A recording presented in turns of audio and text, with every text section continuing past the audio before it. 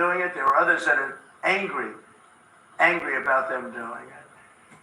Do you want to discuss that? Sure. So what the executive order does, sir, it charges your Department of Justice with investigating instances of flag burning, and then where there's evidence of criminal activity, where prosecution wouldn't fall afoul of the First Amendment, and instructs the Department of Justice to prosecute those who are engaged in these instances of flag burning. And what the penalty is going to be, if you burn a flag, you get 1 year in jail, no early exits, no nothing. You get 1 year in jail. If you burn a flag, you get, and what it does is incite to riot. I hope they use that language, by the way, did they? Incite to riot. And you burn a flag, you get 1 year in jail. You don't get 10 years, you don't get 1 month. You get 1 year in jail, and it goes on your record. And you will see flag burning stopping immediately, just like when I signed the Statute and Monument Act. 10 years in jail if you hurt any of our beautiful monuments. Everybody left town. They were gone. Never had a problem after that. It's pretty amazing we stopped it. But this is something that's, I don't know, in a certain way, it's equally as important. Some people would say it's more important. Because the people in this country don't want to see our American flag burned and spit on. And by people that are, in many cases, paid agitators.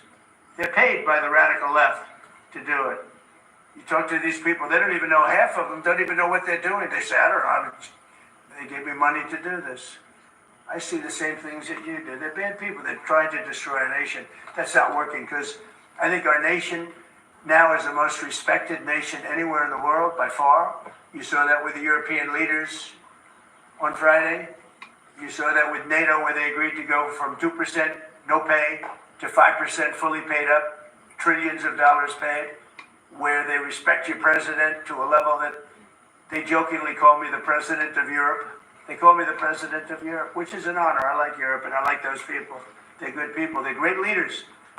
And we've never had a case where 7 plus really 28, essentially 38 countries were represented here the other day. 38 European countries were represented. European and other countries were represented.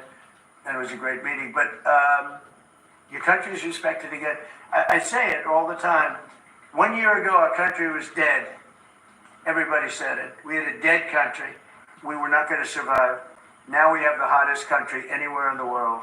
So it's an honor to be involved. And this group has a lot to do with it, right behind me. Anybody behind me have anything? Pam, would you like to say something? Sure, President. Thank you for keeping D.C. safe. You know, just a couple examples of a mother, a single mom, whose house was burglarized, and the defendant got out on cashless bail, went back the next night and burglarized her house again. That's why this is so important.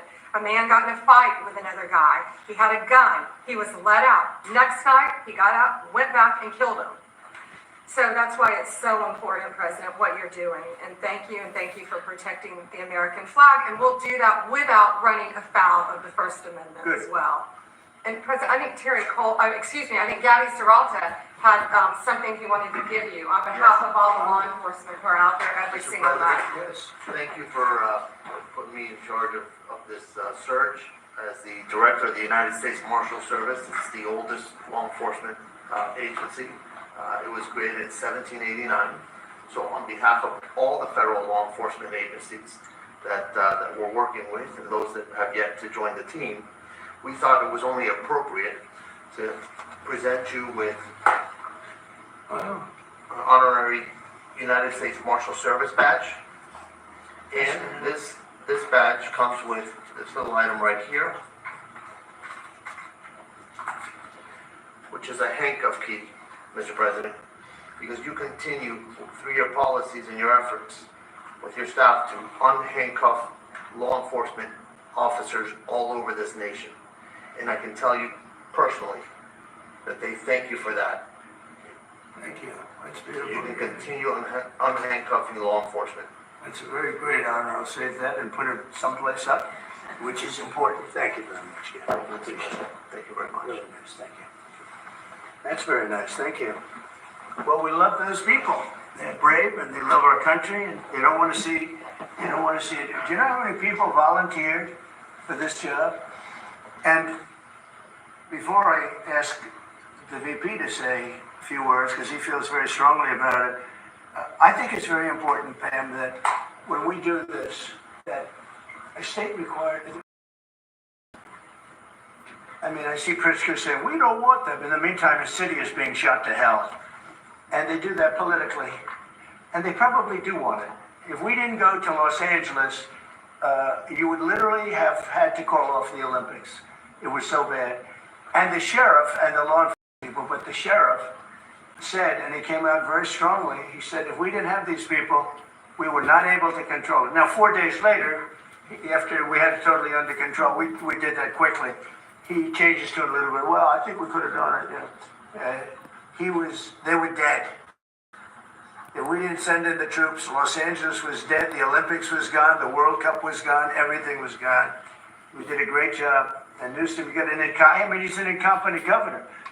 But I think people should want us to be there, because otherwise all they'll do is complain as we do our job. So we'll have to think about that, okay? We go in, like in Washington, we go in and the people that are here that have been doing, I don't want to say terrible, because she happens, she's a nice woman, yes. I don't care about if she's nice, I really don't care. I want her to do, I'd rather have her be horrible, but do the job. But we come into Washington and we have the 11 best days they've had here in 2 centuries. I mean, they've never seen anything like it. Let's go 2 decades. In over 20 years, they haven't seen anything like what happened. And you don't have crime in Washington. Well, that's true. For 11 days, you don't have crime. But before that, everybody was getting hit and mugged, and you people could not walk to your office without security. That's how unsafe it was. So I think we should really let them have their city, let their city go to hell, and when they come and beg us to help. The only problem is we want to save it for the people, because the people want us there. The people here, 95% of the people here want us. The real people, not the people you find on, I don't know where you find these people. You have one person has a broken nose, where'd you get it? Well, I was mugged, good. Do you want to see Trump here with, no, I don't want, a woman has a broken nose. She got mugged. But she's saying she doesn't want any protection. It's all made up fake news. It's just fake news. I don't know where you find these people. Anyway, would you say a couple of words, please? And then I'm going to ask JD to say something. You have done an unbelievable job in a short period of time. Thank you, Mr. President. Highly recommended by, you know who, right? Yes, sir. Do you want to say his name? Mr. Youngkin, Governor Youngkin. Stole you from Governor. He called me. That's right. He called me. Glenn Youngkin called, and he said, I have somebody who's really fantastic. And based on that recommendation, here you are. You've done a fantastic job. I appreciate it. Thank you, Mr. President. Thank you. Go ahead. The men and women of the Metropolitan Police Department are back. They enjoy doing their job again. They feel the ability to go out and be law enforcement officers. They feel that they're connected to their communities again. They are making a difference. Thanks to you, Mr. President, and our federal task force, you are making DC safe once again. Thank you, sir. It's going to get better and better. Well, it can't get much better. There's no crime. I read where crime's down 89%. I said, really? Who are the 11%? Okay? There's no crime. JD, please. Yes, sir. Well, thanks, Mr. President. Thanks to the incredible team here. I want to echo something the President said, where you say there haven't been murders in a couple of weeks in D.C., and it doesn't sound good, but then you talk to local law enforcement, and I didn't realize that this town averaged 1 murder every other day for the last 20, 30 years, which means that in 2 short weeks, the President and the team have saved 6 or 7 lives, people who would have been killed on the streets of D.C., who are now living, breathing, spending time with their families, because the President had the willpower to say, no more. We're not going to give the streets of D.C. over to vagrants and robbers and murderers. And the last point I want to make, sir, to your point about we want people to welcome us, to ask us, because look at Governor Pritzker in Illinois, or Governor Newsom in Los Angeles, or Governor Moore in Maryland. They are angrier about the fact that the President of the United States is offering to help them get their crime under control than they are about the fact that murderers are running roughshod over their cities and have been for decades. Why are Democrat governors angrier about federal law enforcement helping clean up their streets than they are about the fact that those streets need to be cleaned up to begin with? It shows a real sickness in the head And I agree with the President of the United States. I think most Democrats, rank and file, nobody likes crime. Republicans don't like crime. Democrats don't like crime. Independents don't like crime. Why are Democratic governors doing everything in their power to make crime easier to do in their cities? It doesn't make an ounce of sense to me. But, Mr. President, I appreciate you being willing to help. And I hope these governors take you up on the offer, because we should clean up all of America's streets. It's the right of every American to live in safety and comfort in their community. And we've got the people to do it. They're signing up like they've never signed up before. Our military, as you know, during the campaign, nobody was signing up. We were way short of their goal, we were understaffed. Nobody wanted to be in the military. Nobody wanted to be a policeman. Nobody wanted to be a fireman. They didn't want anything to do with the country. We had an incompetent, grossly incompetent president who frankly should not have been there. He should have never been there. The damage he did to this country is incalculable. I mean, just what he has done. So much of our effort are getting murderers and jailbirds and people out of this country who are drug dealers at the highest level. So much of the energy of people that he led in, it was an unforced error. But I don't think they think it's an error. But I don't believe he believed it. It was the radical lunatics that surrounded this guy at this desk, who are brilliant people, but with the wrong philosophy. There were some brilliant people, but they're evil people, and they're going to be brought down. They have to be brought down because they really hurt our country. But we're getting it back very quickly. And I'll tell you something, our country's now is stronger. I think we're more respected than we've been respected in 100 years. It's a whole different ballgame. JD, could I ask you, Yes, sir. You gave a stat on murders here. What were the numbers? You said in a short period of time, how many people were murdered? Local law enforcement told me, sir, that in the past 20 or 30 years, D.C. has averaged a murder every other day. That's, 200 murders a year, 150, 250, but about every other day a person has been killed on the streets of Washington, D.C. We've been doing this for 2 weeks. 0 people killed. That's real lives saved. That the media and frankly the entire Democratic Party should be saying, thank you for saving lives, instead of attacking the President of the United States for doing so. When a person, unfortunately, will probably happen at some point, when a person's murdered in D.C., it's going to be the biggest story maybe in history. Right? Yes, sir. Somebody was murdered in D.C. Trump is failing. No, we're not failing. We have a safe city. This is maybe the safest city in America right now. That's how good it is. And it would be nice to be appreciated. These people eventually, they're going to have to be appreciated for what they're doing. And they're going to have to be appreciated by the officials that are really happy when we go in because they've lost control of their place. Steve Miller, please, say a few words. Thank you, sir. So just to, first of all, follow up on what the Vice President said. No police officer working in the city can remember a time in their lives when there has been no murders. You can work with the police department for 20 years, 30 years, your whole life. We've checked the records. No one can even find a record of being murder-free for as long as they've been murder-free under President Trump's leadership. Additionally, and the President spoke about this before, we've uncovered, in the process of uncovering, a massive scandal in Washington, D.C. with the doctoring of crime stats. And the Department of Justice, under the Attorney General, is leading the effort to uncover this. But when we ultimately share the results, it will stun you. The extent to which, even though D.C. had the worst crime in America, honestly measured, it dramatically understated how bad it was. There's even accusations that murders and homicides were reported as accidents instead of murders. I mean, this is how severe the manipulation of the crime data has been in this city, and it will all be uncovered and it will all be brought to light. I've had a chance to spend some time, as is everyone here, with the police officers in the city. Members of the public are going up to them and thanking them, just overflowing with gratitude, because for the first time in their lives, they can use the parks, they can walk on the streets. You have people who can walk freely at night without having to worry about being robbed or mugged. They're wearing their watches again. They're wearing jewelry again. They're carrying purses again. People have changed their whole lives in this city for fear of being murdered, mugged, and carjacked. It is a literal statement that President Trump has freed 700,000 people in this city who were living under the rule of criminals and thugs. And the last thing I'll say is that under the efforts of Terry, to my left and many here, what they found also is that the street criminals here in Washington, D.C.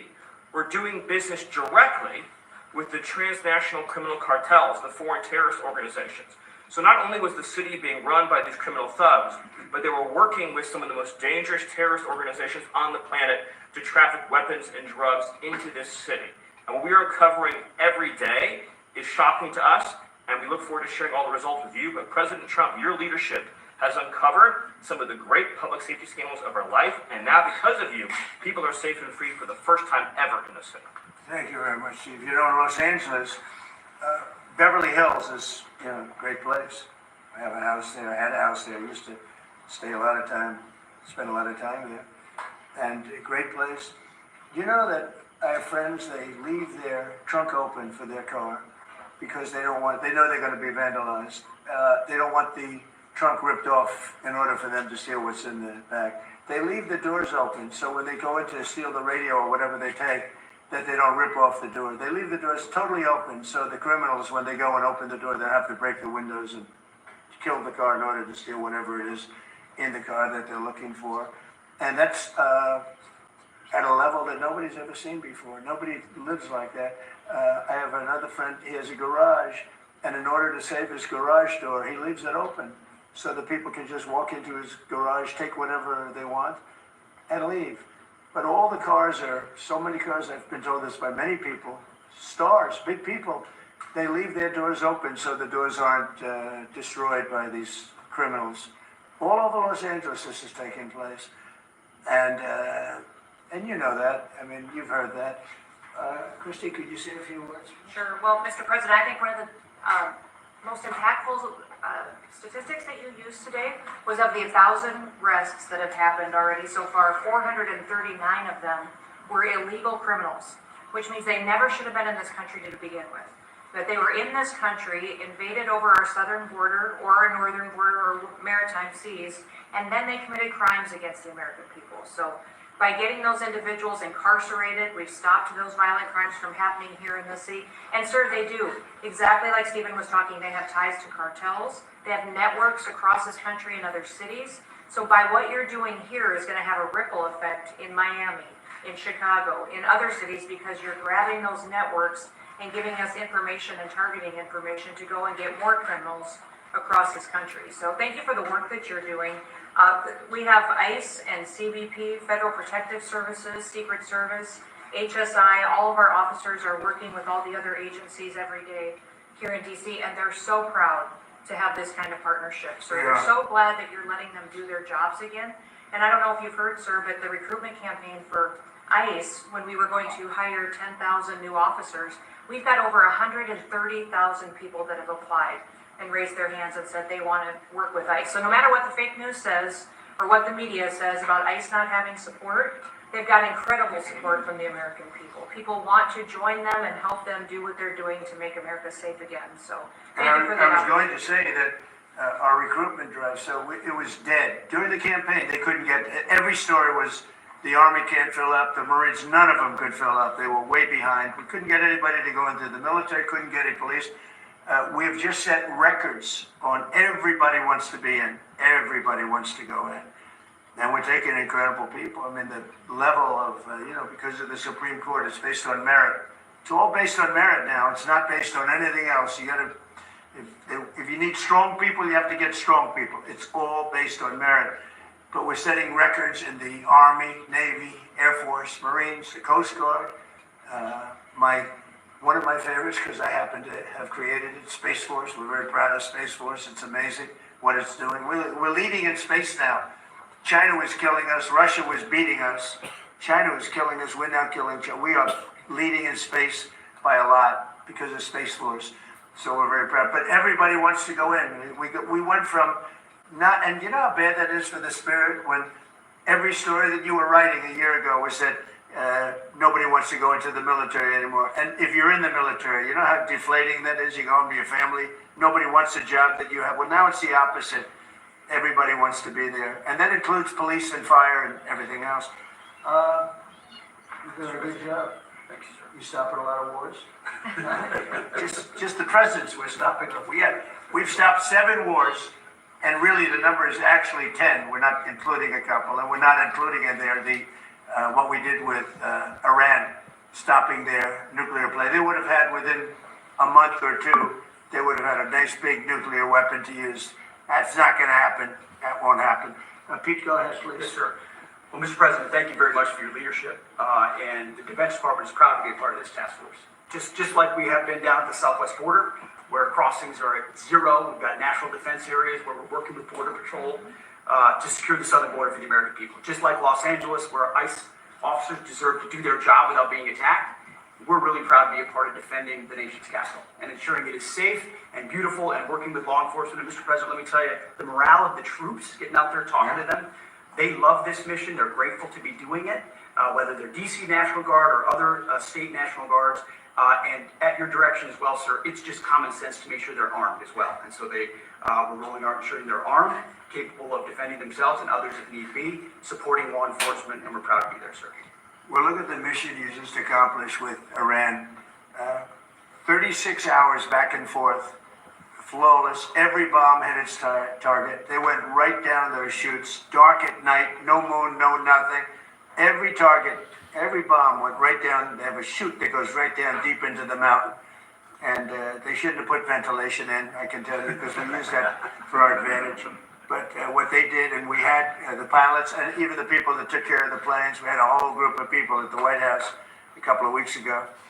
And you know, I didn't realize this, but they said, we've been looking at their predecessors, and then these were the pilots. They said, we gave them beautiful medals. And I'll show you the medal. Gave them a medal just like this. See? Just like that. They were so happy. We gave a lot of them out for that. It was an incredible job. You know, we had 52 tankers, people don't realize, so that they could refuel. We had many fighter jets, F-22s, F-35s, we had many. It was an amazing operation. It was flawless. Compare that to the operation when they went in with the helicopters crashing and everyone running around the desert, and the prisoners being taken. And that was Jimmy Carter. And what a horrible thing. This was the exact opposite. This was the exact opposite of what they did in leaving a very, very nice place. The Taliban runs a tough operation in Afghanistan, and I think it was the most embarrassing day in the history of our country. That was Biden. I was leaving, and we would have left through strength, tremendous strength. We would have kept Bagram, which is the air base, one of the largest runways in the world, one of the most powerful. You could land anything on it, many, many feet thick. You don't build them that way anymore. You can't. But we left it, and now China's occupying that air base. This was the most incompetent administration in history, the Biden administration. And you're just lucky that they lost, because if they won, you wouldn't have a country anymore. And so, Pete, you started off by saying the Department of Defense. And somehow it didn't sound good to me. You know, it didn't sound good. Defense, what are we defense? Why are we defense? So it used to be called the Department of War. And it had a stronger sound. And as you know, we won World War I, we won World War II, we won everything. Now we have a Department of Defense with defenders. I don't know. If you people want to, standing behind me, if you take a little vote, if you want to change it back to what it was when we used to win wars all the time, that's okay with me. All right? That's coming soon, sir. You let me know if you want to do it. I think Department of War. It just sounded bad. You said, sir, on behalf of the Department of Defense. Defense. I don't want to be defense only. We want defense, but we want offense too, if that's okay. So you'll make a decision. But you know, as Department of War, we won everything. We won everything. And I think we're going to have to go back to that. In the meantime, I've stopped all of these wars. I've stopped them. A big one would have been India and Pakistan. But we stopped them all. We stopped 3 wars. Go to Africa. They like to say, oh, you know, I love black people. And I did great with the vote with the black people. But they say he's a racist, he's a racist. I said, really? For 35 years, a war raged between Rwanda and the Republic of the Congo. And it was a vicious war. 9 million people were killed with machetes, largely. Hatchets, machetes. That went on for more than 30 years, but 34, 35 years. And I stopped it. In fact, the presidents are coming in a week or two to sign. We have the foreign ministers, it's all signed, the war stopped. But I got it stopped and saved a lot of lives. The Congo, it's deep into deepest, darkest Africa. I got that war stopped. Nobody else could have done that. We did a lot of jobs. We did a lot of wars were stopped that nobody thought would even be possible. And I'll tell you what, the war with India and Pakistan, that was the next level. That was going to be a nuclear war. They already shot down 7 jets. That was raging. And I said, you guys want to do trade? We're not doing any trade. We're not doing anything with you if you keep fighting. You get 24 hours to settle it. They said, well, there's no more war going. And I used that on numerous occasions. Trade, I used whatever you had to use. But we got 7 of them stopped. And the one I thought would be easiest, frankly, was going to be Russia and Ukraine. But that turns out to be some big personality conflicts. It's one of those things. But we're going to get that stopped eventually. We're going to get that stopped too. 7,000 soldiers died last week. Think of that, 7,000. I usually say 5,000, but 7,221 soldiers died last week in the fight between Ukraine and Russia. And they're not our soldiers, but they're souls. They're living souls, and they leave their homes, and they wave to their parents, and their parents are so proud as they leave in a beautiful uniform, and a week later they get their head blown off by a drone. New form of military. It's a whole new form of fighting. So I would just like to thank the people that are behind me. Thank you very much. You've done a fantastic job. I appreciate it very much. We're doing a real job, and I'm so proud of DC. I passed it 2 days ago, and all the garbage is off the streets. It's terrible.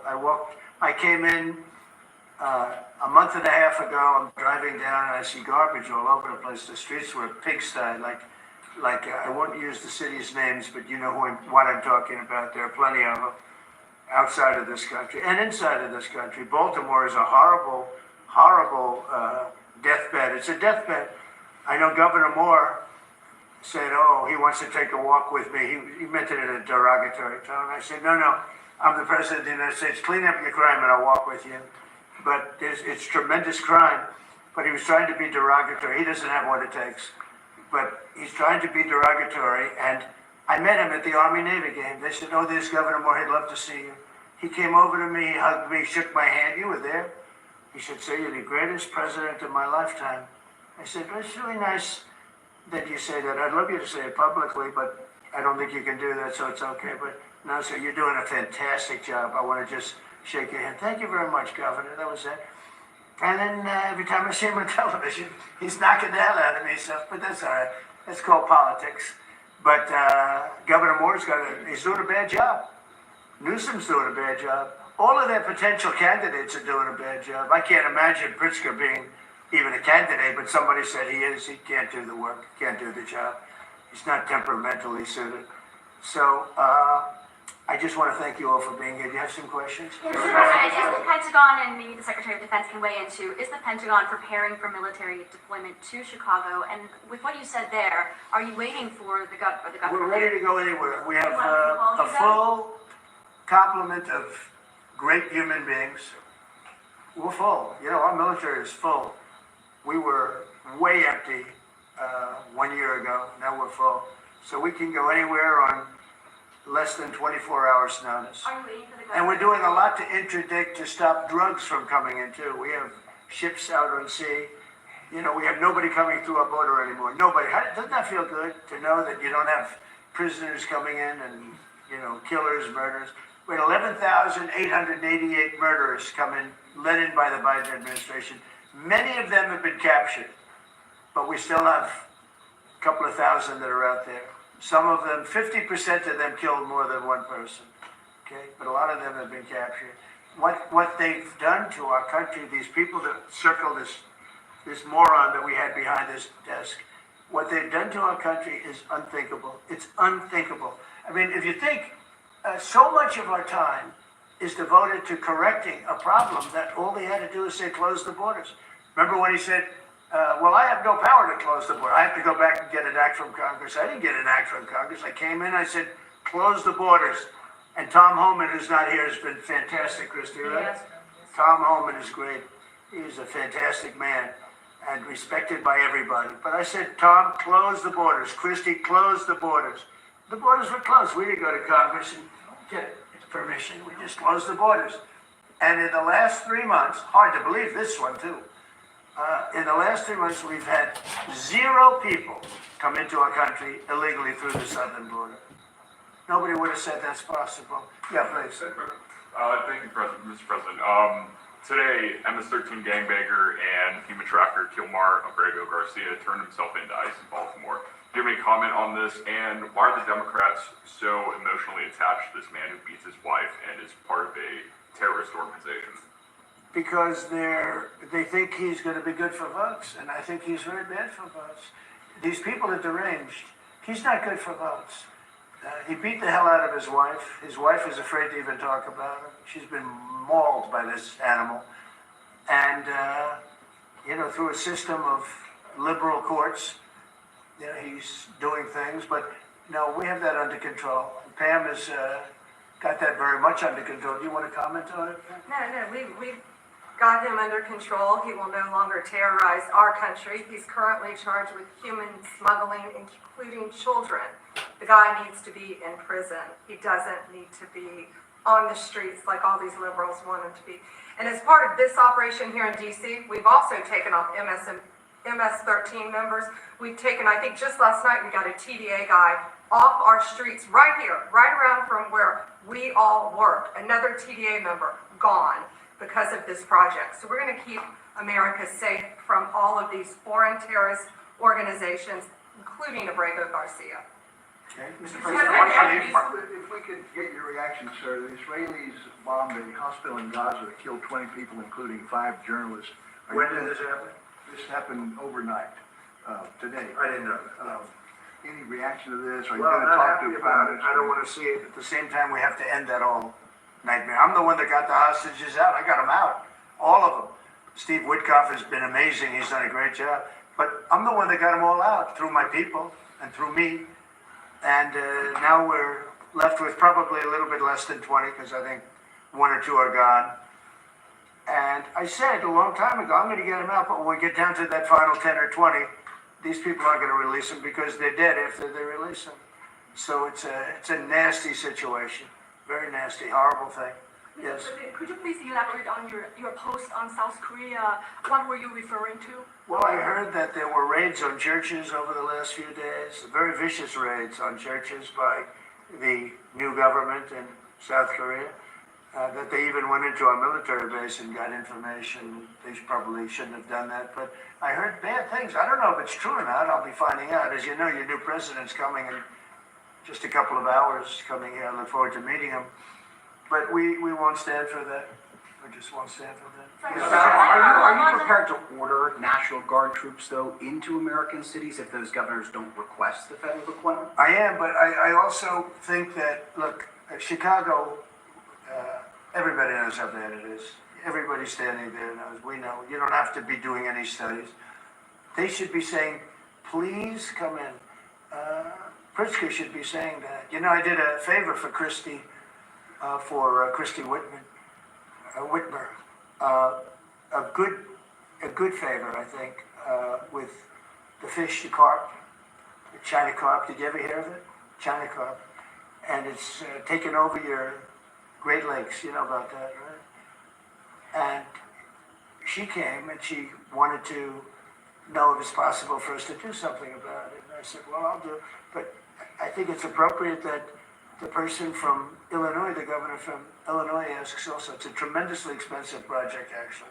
It's invasive, it's horrible what's happened, and we can do it with GSA and various people, but we can do it. We're going to just have to see what happens, okay? We're going to have to see what happens. But the governor of Michigan came, was very respectful, asked for it.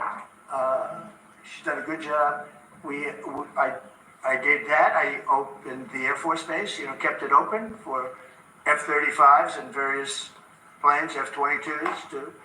I did that for the state of Michigan at her request. And also at our congressmen. We have congressmen that are unbelievably pro-Michigan up there. But some of this stuff, like the lakes, the Great Lakes, this is a big problem that nobody ever talks about. Most of you probably have never heard of. We have a pretty violent fish that comes from China, Chinese carp, and you see them jumping out. They jump into boats and they jump all over the place. They've got a lot of energy, and there's a way of getting rid of them. It's very expensive, and I didn't get a request from the governor of Illinois. Is affected maybe more than anybody else, right? And I think until I get that request from that guy, I'm not going to do anything about it. And I feel the same way about crime. We go in, we will solve Chicago within 1 week, maybe less, but within 1 week, we will have no crime in Chicago, just like we have no crime in DC. But, you know, I don't like to go in and do it and then have somebody stand up and say what a great job he's doing on crime. And we don't want the military in our state. We don't want the military. Do you understand? Do you understand that? Yeah, these governors will say. So I don't know. There was no We're gonna emergency have a little response. meeting, I think, you know, I feel like we go in and we do it, like here. To a lesser extent with the mayor, she hasn't been terrible, but she hasn't been, you know, exactly saying, oh, great. She did say last night, I heard her say that, well, we really don't want the military in DC. Well, that's, you know, not very nice, I guess. That's a little bit of a hit, but she's not as bad as some. We saved Los Angeles, and all we did is get criticized by this idiot that's running the state into the ground, right? When people are leaving. He should be thanking us, and he should be requesting us to be there. And the governor of Illinois should be. Chicago is a disaster. And the governor of Illinois should say, President, would you do us the honor of cleaning up our city? We need help. They need help. They need help. We may wait. We may or may not. We may just go in and do it, which is probably what we should do. The problem is, it's not nice when you go in and do it and somebody else is standing there saying, as we give great results, say, we don't want the military. They need help badly. Chicago desperately needs help. Just look at the crime statistics. Look at the statistics that JD said about, even I didn't know it was that bad. That's terrible. But all I know is we're being celebrated because we went an entire week. Now it's 11 days. We went an entire week without a murder. And I said, boy, that sounds terrible. I didn't know how to actually made a speech. I didn't know how to say it because it's a great number. It's a great thing, but it sounds so bad. I mean, supposing you're from a foreign country, which is properly run and they don't have murders and things, right? So much, or in some cases, virtually at all. And you have somebody saying, I'm proud to announce that nobody was murdered in the capital of the United States this week. It sounds terrible, but. Mr. President, What about Gavin New York? Newsom, you mentioned Gavin Newsom on crime. Gavin Newsom, yes. Is there a federal mechanism you're hoping to use to fight back against his redistricting constitutional amendment, or is that? Well, I think I'm going to be filing a lawsuit pretty soon, and I think we're going to be very successful in it. We're going to be filing it through the Department of Justice. That's going to happen. And we're also going to be filing a lawsuit on blue slipping. You know, blue slips make it impossible for me as president to appoint a judge or a U.S. attorney because they have a gentleman's agreement. It's nothing memorialized. It's a gentleman's agreement that's about 100 years old, where if you have a president like a Republican and if you have a Democrat senator, that senator can stop you from appointing a judge or a U.S. attorney. In particular, those are the two, I guess anything, but those are the two that are very important. So we have numerous states where we have unbelievable people. Now, Jay Clayton was just approved in the Southern District, but he was so good. He was a top student, top schools, top everything, went to Sullivan and Cromwell, became the head of Sullivan and Cromwell, came down here, was Securities and Exchange Commission, ran it for 4 years during my term, like impeccably, beautiful job. He did an incredible job. And we went to court. And the judges, Democrat judges, voted that he can, that's the only way you get by it. But generally speaking, you can't do that because you'll have judges from the other party. So Jay Clayton just got approved, and he's in, but he didn't get approved by the senators. He got approved by the court system in New York, which was a great thing. And I had a big victory in New York, I might add. I saved myself $500 million with a fake, corrupt attorney general, a really corrupt person with a corrupt judge who was disgraceful, and they're being mauled right now by everybody. it's so corrupt, and it kept business out of New York, stuff like that. But the appellate division vacated all of that stuff that you read about, and we're going to do a big number on that whole thing. You can't have a corrupt court system. You can't have that. You have to have borders, and you have to have a free press. Otherwise, you don't have a country. But you'll be hearing about the blue slipping, because if you have not, you don't need two senators. You just need one Democrat senator with a Republican. The only person that I can get approved are Democrats or maybe weak Republicans, but we don't want that. But the only person I will be able to get approved in any of those states where you have a Democrat I can't get a U.S. attorney. I can only get a Democrat U.S. attorney. And this is based on an old custom. It's not based on law, and I think it's unconstitutional. And I'll probably be filing a suit on that pretty soon. Yeah, please. During the campaign, you called Kamala Harris a communist, but the Biden-Harris administration, they never called for nationalizing a private company with the federal government like you're proposing with Intel.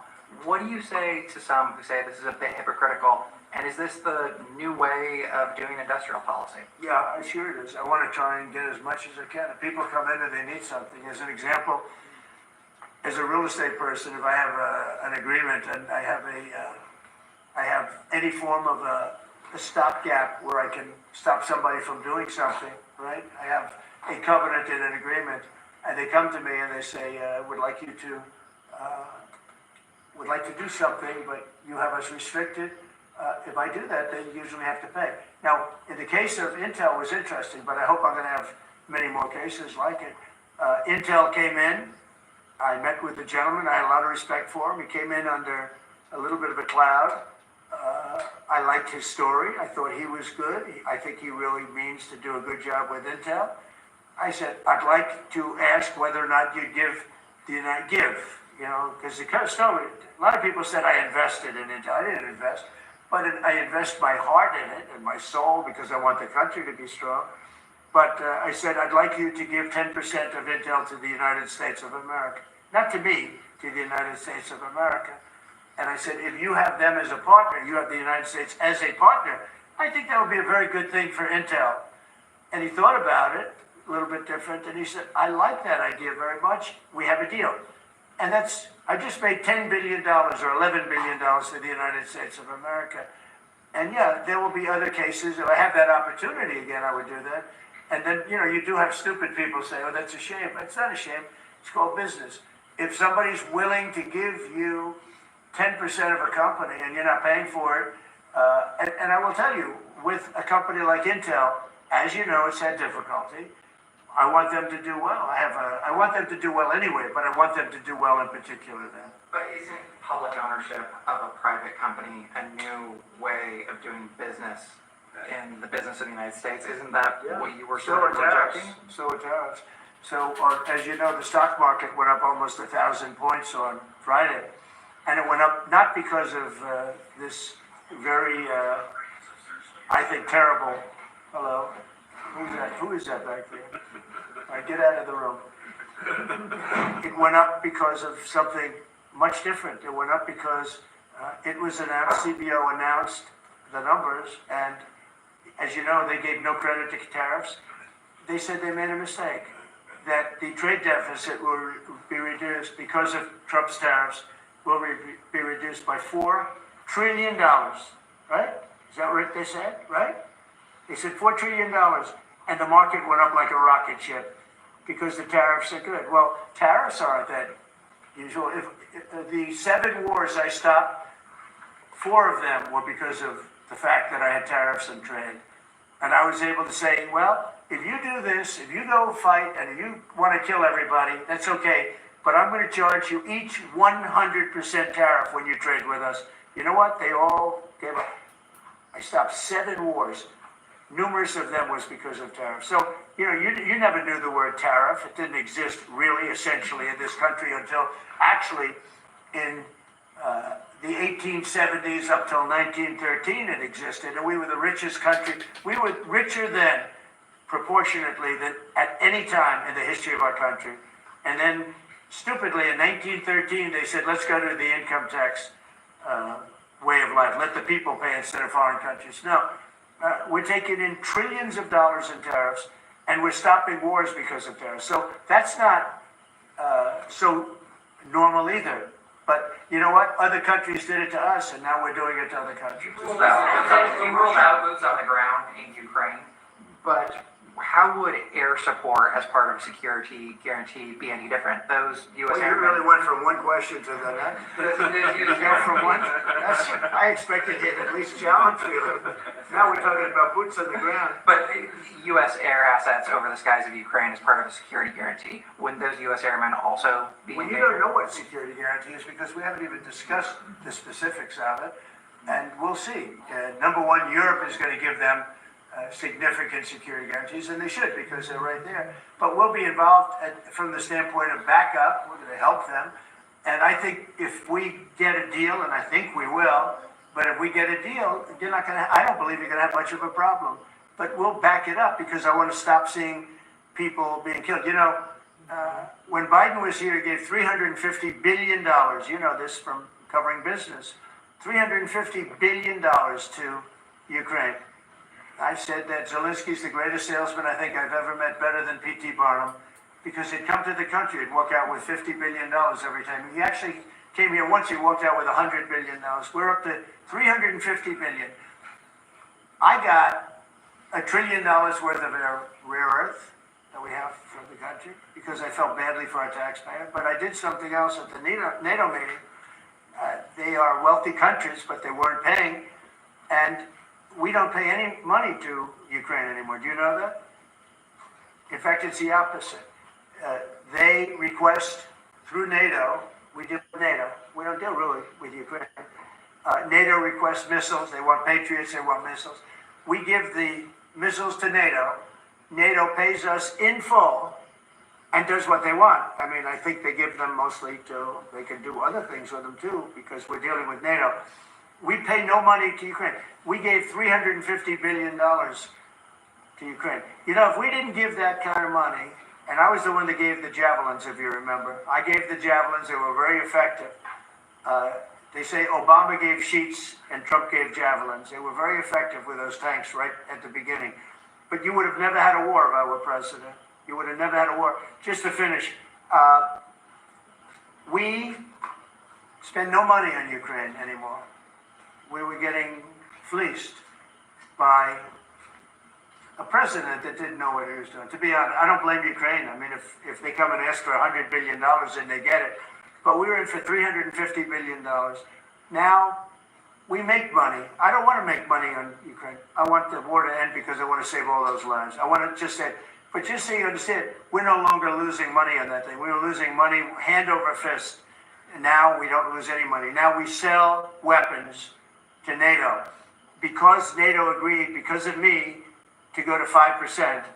They had 2% and didn't pay. Now they have 5% and they're all paid up. So they have trillions of dollars and they give us that money. But I really want the war to end, and we're going to get it ended. Mr. President, this is an historic summit here with Ukrainian President Zelensky, European leaders all met here with you at the White House. You said you wanted to get this done bilateral as soon as possible. Have you spoken to Putin since last Monday? Yeah, I have. What is your conversation? Or can you share? Every conversation I have with him is a good conversation, and then unfortunately a bomb is loaded up into Kiev or someplace, and then I get very angry about it. I think we're going to get the war done. It's tough. I thought that would be, of the 7 that I settled, I thought that would be the easiest of the group. See, you never know what's going to happen. You know, war, strange things happen in war. The fact that he went to Alaska, our country, I think was a big statement that he wants to get it done. That was not easy for him to go to Alaska, you know, for him to come here.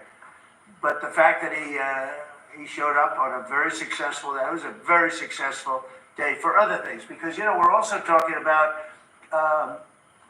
missiles, nuclear. We're talking about a lot of different things.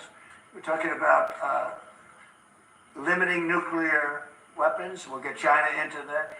We have the most. Russia has the second most, and China has third, but China is way behind, but they'll catch us in 5 years. We would like to denuclearize. It's too much power, and we talked about that also. That's part of it. but we have to get the war over with. On Baltimore, Yeah, sir. great time. Thank you. On Baltimore, you said that you are gonna have to reconsider bridge funding. Is that contingent on Westmore cleaning up the streets? No, we were very generous to him on a bridge. You know, a boat ran into a bridge and the bridge came down like I've never seen anything. The boat was it just shows you the mass of that boat, the power of that boat. You know, people were up on that bridge, painters, they were painting the bridge and they were watching it happen. And they thought they were very safe. They all died. They were painting the bridge, can you imagine? And they watched the boat, the engines were off, and they watched the boat, and the power of that boat, the mass of that boat, went right through that steel just like it was nothing. It's amazing. It's called mass. Mass is a big deal. But the mass of that boat, those people all died. But they thought they were totally safe. They were eating their lunch. They were, you know, whatever. They were watching it. They could have gotten off. Somebody did a very good job. A police officer called in and said, close the bridge, and he did it with power. Get everybody off the bridge, close that. That guy should get a medal because he stopped the bridge. A lot of people would have died, a lot more people would have died.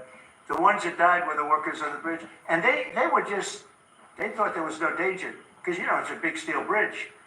And it came down like toothpicks. It was incredible to watch that. It was just, and they died, they all died. But that police officer, again, the police do a great job. The police officer did an amazing job, and I heard the tapes. He would say, get everybody off. Most people wouldn't have said that. You know, when you see a thing like that, you assume it's going to, you know, tap the bridge and it's going to be rebuffed. The thing just came down. I've never seen anything like it. So he did a good job. In fact, I think we should get him in for a medal. The man that gave the warning, I listened to him. Everybody get off, screaming. Everybody off. He had the sense to realize that this could be a catastrophe as opposed to a ship that's because the engines weren't working. It's just floating. It's an amazing thing that a thing floating like that with no power just knocked it right down like it was nothing. Let's do that. Let's give him a medal. I've been thinking about it. Mr. President, do you plan to investigate Chris Christie? Say what? Do you plan to investigate Chris Christie? Look, Chris is a slob. Everybody knows it. I know Chris better than anybody in the room. I always felt he was guilty. But what he did is he took the George Washington Bridge, which is very serious. He closed down the George Washington Bridge. And you had medical people, you had ambulances caught up. This thing was closed down. And obviously he knew about it. But he blamed the young lady that worked for him and another person, and they got into a lot of trouble. She ultimately was, I don't know, exonerated, but she got out of it a little bit. But she went through hell. She was a young mother, nice person. I knew her a little bit. And another man went to jail. And Chris got off. And so when I listened to Chris speak his hate, I say, oh, what about the George Washington Bridge? You know, tell me about the George Washington Bridge. He blamed other people, but he knew all about it. So no, I don't know if they want to look at it. It's not for me. If they want to look at it, they can. You could ask Pam. I think we have other things to do, but I always thought he got away with murder. Mr. President, did you reach an endorsement in the Texas Senate race between Ken Paxton and John Cornyn? Well, I'll make up my mind. I like them both. The worst situation I have is when I have two people that I get along with well. I hate it. And they all want the endorsement. You know, I'm almost 100% of the people I endorse win. It's a great honor. And I got, as you know, I got the largest vote in the history of Texas by far. Nobody's ever gotten more votes in the last election. I think in all the elections, the 3 elections. But they like me in Texas. So people are waiting for me. But I'd rather not comment on it right now. I like both guys. They're both friends of mine. And they're both good and very different. There's some talk among congressional Republicans about another reconciliation bill. Where do you fall on that, and what would you like to prioritize? Well, I don't want to do cutting. I want to save all the different things. I'm going to cut things that are unnecessary, but the one thing I said, and I gave my word, we're not going to hurt anybody on Medicaid, Medicare, or Social Security. And in fact, we're doing great on Social Security. We found 300,000 illegals on Social Security. We got them out. And, you know, things like that make Social Security very, very strong. So, no, I am very big into certain things, and One of those three, you could say three of those things are Medicare, Medicaid, Social Security. We're going to protect it. And so we'll see how everything works out. If we're talking about rescissions on other things, I'm always open to cost cutting. If we can cost cut, I like it, but nothing's going to happen to medical. We have something coming up, favored nations, where I'm going to be reducing drug prices by 1,500% where a pill that sells in Germany for $10 costs $150 here because of the bad press. And I was all set to do it, and then we had the COVID come up, and I had to focus on that because we had the greatest economy in history my first term. I will tell you that we are going to be doing numbers on the cost of drugs in this country that I'm not talking about a 20% decrease, which would be great. I'm talking about 1,000% decrease. We're talking about where a product would sell for $80 in Germany and $1,300 here. We're not going to do that. We were subsidizing the entire world, and we're not doing it anymore. I informed the drug companies, I informed the world. And if the world wants to, if countries in the world don't want to go along, then I'm going to put tariffs on those countries, and we'll make more money. But they have to go along with it. So this is moving along rapidly. Dr. Oz is in charge, Bobby's group, and they're doing very well. And we're getting great cooperation from the drug, because the drug companies know it's unfair. You know, for years they'd say, well, we had to do research, and we had to do. I said, I don't care. You had to do research for these other countries also. They are ready to go, and I'm ready to go. And you know, if I pull that off, there's no way a Republican will lose an election. There's no way. All right, one more question. Steve, what's this guy? He's the nicest guy I know, and he asks the most vicious questions. Why do you think President Putin is so reluctant to meet with President Zelensky? Because he doesn't like him. He doesn't like him. You know, they don't like. I have people I don't like. I don't like to meet with them. Sometimes I do like to meet with people I don't like. So how do you get them together? They don't like. No, they don't like each other really. And if we had a real president instead of a guy that got in there with a fraudulent election, if we had a real president, that war would have never happened. Putin actually said, he said, if Trump were president, it wouldn't have happened. Happened for a lot of reasons. Happened because of Afghanistan. When he saw how incompetent Milley was and all these guys were, I think he said, well, this might be, because it was the apple of his eye. It would have never happened if I were president. Mr. President, you have built a relationship with Russian leaders and also North Korean leaders. As they are getting closer, how would that affect your diplomatic approach? Well, I have very good relationships with Kim Jong-un, North Korea. I mean, a lot of people would say, oh, that's terrible. No, it's good. In fact, someday I'll see him. I look forward to seeing him. He was very good with me. We had 2 meetings. We had 2 summits. We got along great. I know him better than you do. I know him better than anybody, almost, other than his sister. His sister knows him pretty well. No, I know him well, and I got along with him. You know, I'm not supposed to say I really like him a lot, because if I do that, I get killed in the fake news media. But I got along with him very well, and we had no problem. If at the time Hillary Clinton won the election, you would have had a nuclear war. You would have had a nuclear war. We're not going to have a nuclear war. Once that happens, it's over. We're not going to have a nuclear war. No, but Kim Jong-un will meet at some point. I look forward to it, actually. But you notice that since I came into office, you haven't had a problem with him. Hasn't been, you know, he tests lots of rockets. He does have great capability, I will say that.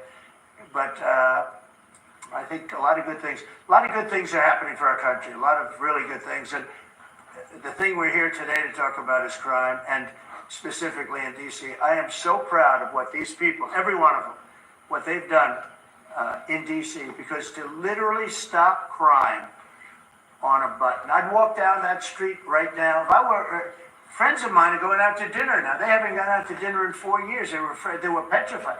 Half the restaurants closed because nobody could go because they're afraid to go outside. Now those restaurants are open, and new restaurants are opening up. It's like a boom town. It's a great thing to see, and I'm very proud of the people behind me. Thank you very much, everybody. Thank you guys. Thank you guys. Thank you guys.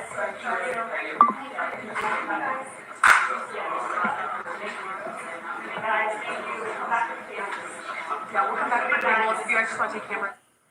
Well, there there you go. President Trump once again telling it like it is in the Oval Office, 1600 Pennsylvania Avenue, as today is an RSBN from Studio B.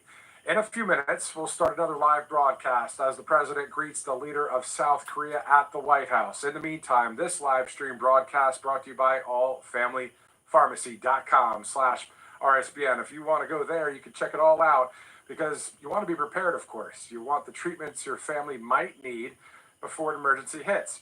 But insurance companies make that almost impossible with gatekeepers and outrageous prices. So All Family Pharmacy is different. Here you can stock up on your essential medications, order exactly what you want, and keep it on hand so you're ready for anything. While other pharmacies are raising prices, All Family Pharmacy has lowered theirs, giving you 25% off their most requested medications, ivermectin and mebendazole.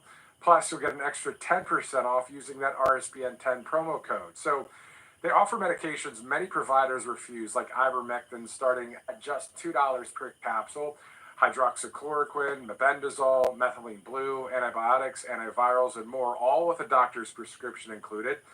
Ordering is simple. Fill out your request online. A licensed doctor will review that.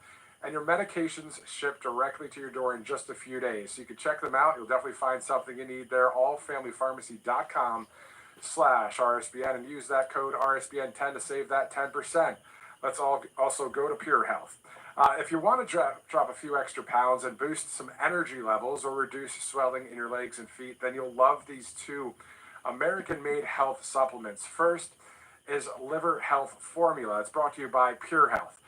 Fat deposits in the liver can pile into pounds, make you feel tired, but the Liver Health Formula actually helps reduce fat deposits with nutrients like artichoke extract and milk thistle. So get this, in a customer survey, almost 60% reported better weight management and 87% reported more energy. They also have the lymph system support. So this is the natural ingredients in the support system help gently flush extra fluid and toxins out of the body, which can help reduce in the legs and feet. So right now, for a limited time, you can get that 35% off the Liver Health Formula and the lymph system support, along with all 45 plus health supplements that Pure Health Research has to offer. So you can head over to purehealthresearch.com, use that RSB promo code at checkout. Once again, that's purehealthresearch.com with coupon code RSBN to save 35% on your order today. Let's also go to one more sponsor here, Tax Network USA. 800-357-1415 is the number. Of course, if you're looking to deal with any of the back taxes at all, this is where you'll get that peace of mind. They'll help you along the way there. tnusa.com/RSBN, 800-357-1415, a great sponsor here at Right Side Broadcasting Network. Before we wrap up this broadcast, I'd like to say something very profound. Make America great again. And, as my wife said this weekend, make Cracker Barrel great again. We're going to see in a few minutes as the president is greeting the South Korean leader, Matthew Alvarez. We'll see you in a minute.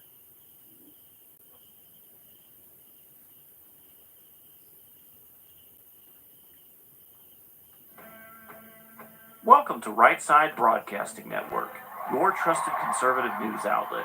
At RSBN, we deliver the truth when the mainstream media falls short. Since 2015, we've proudly broadcasted every single one of President Trump's iconic MAGA rallies, bringing you the excitement and energy live before anyone else. By watching RSBN, you get an unfiltered front row view of the action on the ground. We interview the crowds to give a voice to millions of Americans just like you.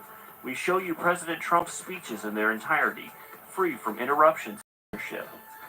We cover the stories that matter to you with the integrity and passion you deserve. Thank you for choosing RSBN as your home for America First News. Together, we stand strong, united, and informed. So join us and be part of the right side of history. Hey y'all, it's Silk from the Diamond Silk Chit Chat Live Show. Look, don't forget to check me out right here on RSBN Network. Be sure to watch the show on Right Side Broadcasting Network, and I want you to support Right Side Broadcasting Network. Yes, it's imperative that you do so, okay? I look to see y'all soon. Bye-bye.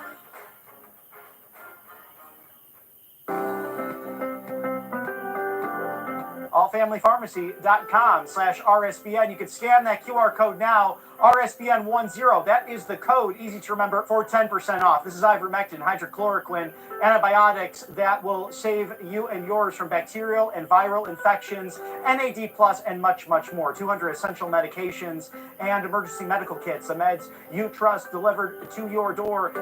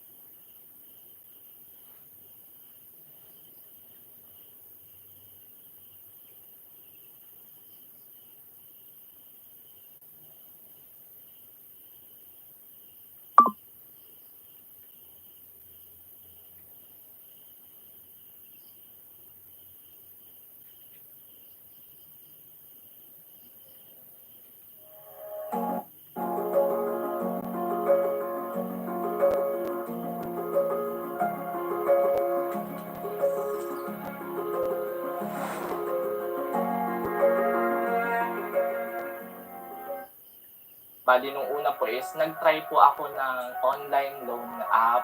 Nung una po is, good naman siya. Pero, powers po siya ng powers on how to deal with customer po. Naghahanap po ako ng alternative na pwedeng hiraman online. Nagpunta po ako sa Google app, and then, nakita ko po yung Tala.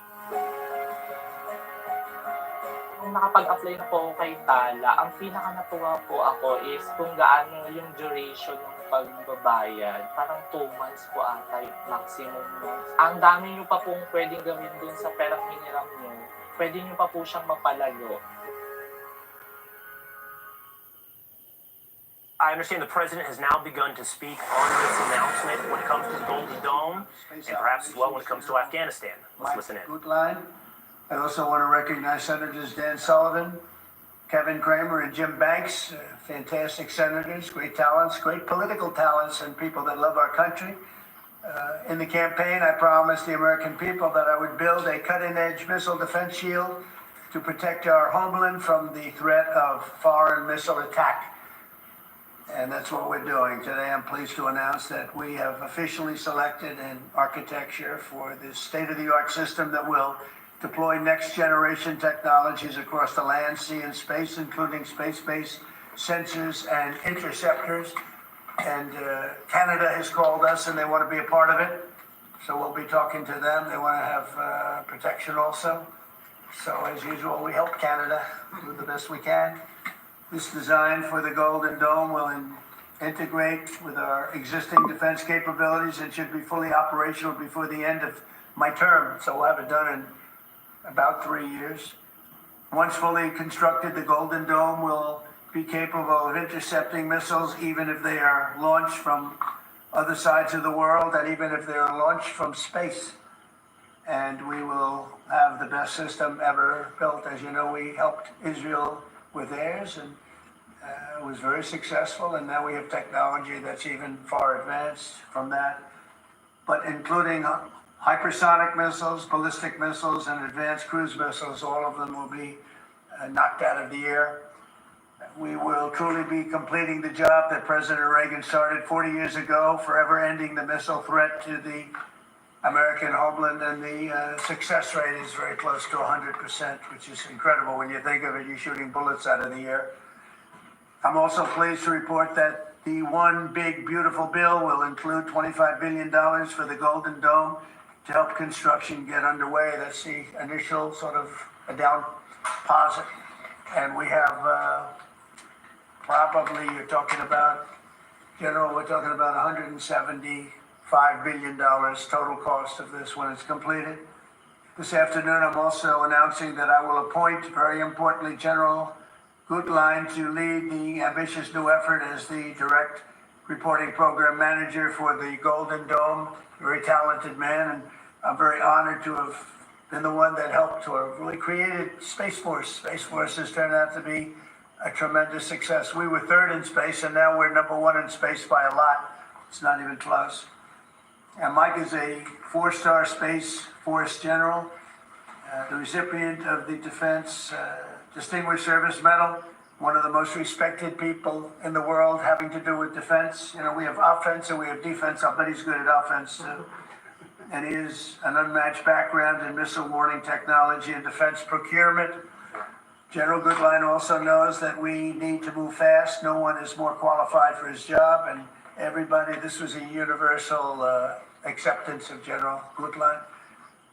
Everybody that knows him and knows everybody else who said there's only one man for the job, so I have a feeling we have the right guy.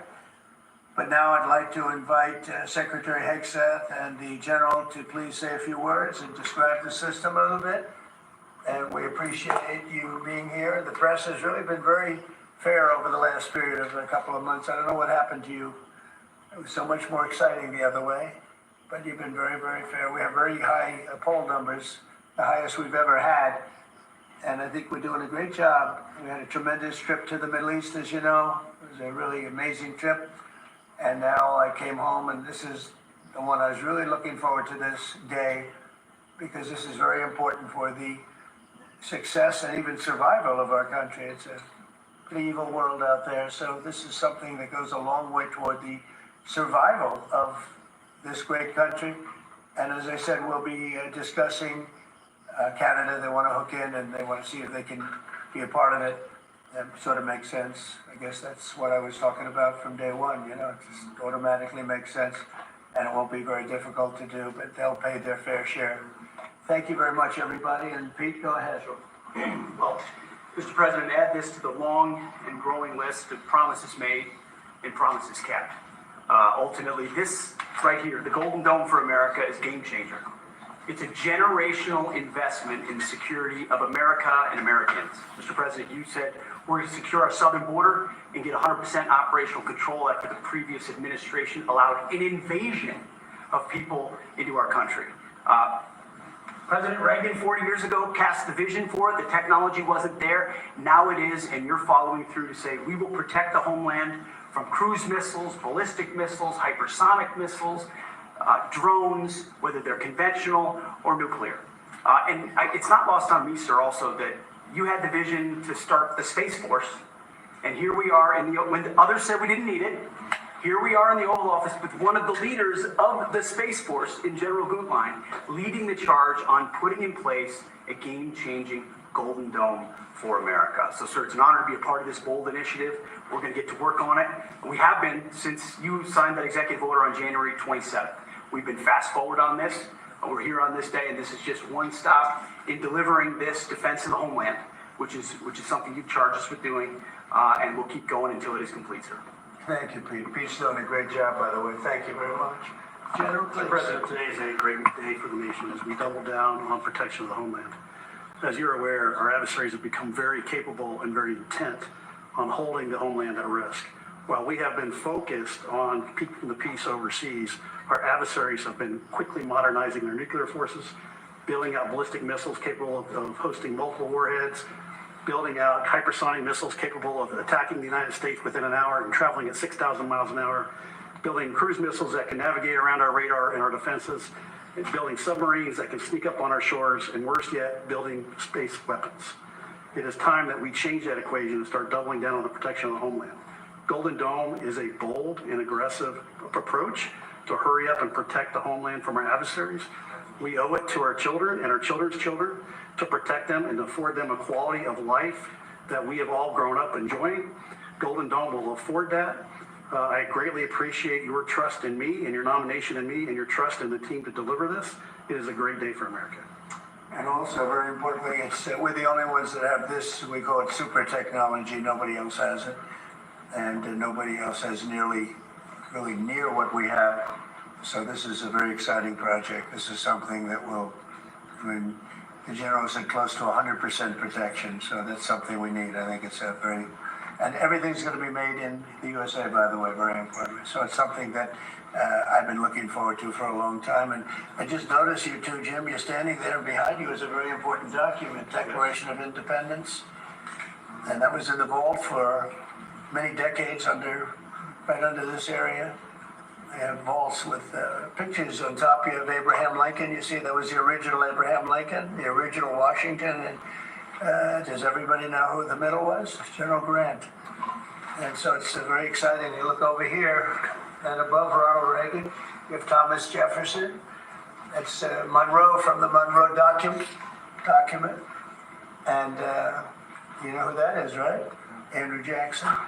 So we have a lot of very exciting pictures, and on the other side, likewise, some great presidents and great people. On many of these pictures, people were asking about them. Many of them, almost all of them, were in the vaults or nearby, but generally in the vaults downstairs, where we have some great. So it's very exciting, and the place has become a little different than you first saw it, Jim, right? Yes, much better. A little bit different, it's slightly better. But to think we had them, and some were in the vaults for over 100 years. So it's pretty cool stuff. Everybody knows Jim Banks. He's a great congressman, and now he's a great senator from Indiana. And you might want to say a few words. Well, your legacy with Space Force, Mr. President, is already big, but the Golden Dome is going to be an even bigger legacy for our country. And Indiana is going to help you make it. Right. The space satellites that are made in Fort Wayne, Indiana by L3 Harris, all the work done at Crane Navy Base in southern Indiana is going to be a big part of it. And Hoosiers are very proud of that. We're proud of you. Thank you very much. It's going to be a big factor. Thank you, and good luck, and congratulations. You won that race by a lot. That wasn't even a contest, right? Well, thank you. Thanks to you and all of your support. Thank you very much. Thanks. Please go ahead. You missed that. This is Senator Kramer, and he's one of our best. Can't get any better. Go ahead. Well, you're very nice, Mr. President, and thanks for this. And I remember the day in your first term when you called it. I was a brand new baby freshman senator on the Armed Services Committee, and you said, I want to have a Space Force. Would you lead the effort on the Senate Armed Services Committee? And I felt so proud thinking that you chose me, only to find out later no one else would do it. But nonetheless, it worked out really well because North Dakota has some great space assets and that contributed to that and to Golden Dome. No surprise that you would be the president that would come along and put the homeland first. And this is just one more example of that. So thanks for this and for allowing me this afternoon. By the way, let me just add my strong endorsement of General Goodline's role in leading this. I don't know anybody better, for sure, better equipped to do it than he is. Everybody said that. That's for sure. Dan Sullivan, Alaska Senator. Thank you, Mr. President, and thank you for your continued leadership on missile defense. We were talking earlier how in 2019 at the Pentagon, you laid out a speech about the Missile Defense Review that had all these principles on missile defense that you articulated then during your first term. And now the Golden Dome is all of that. So you're continuing to lead. We really appreciate it. The Congress is stepping up, as you mentioned right now, on the budget reconciliation bill. $25 billion for the Golden Dome.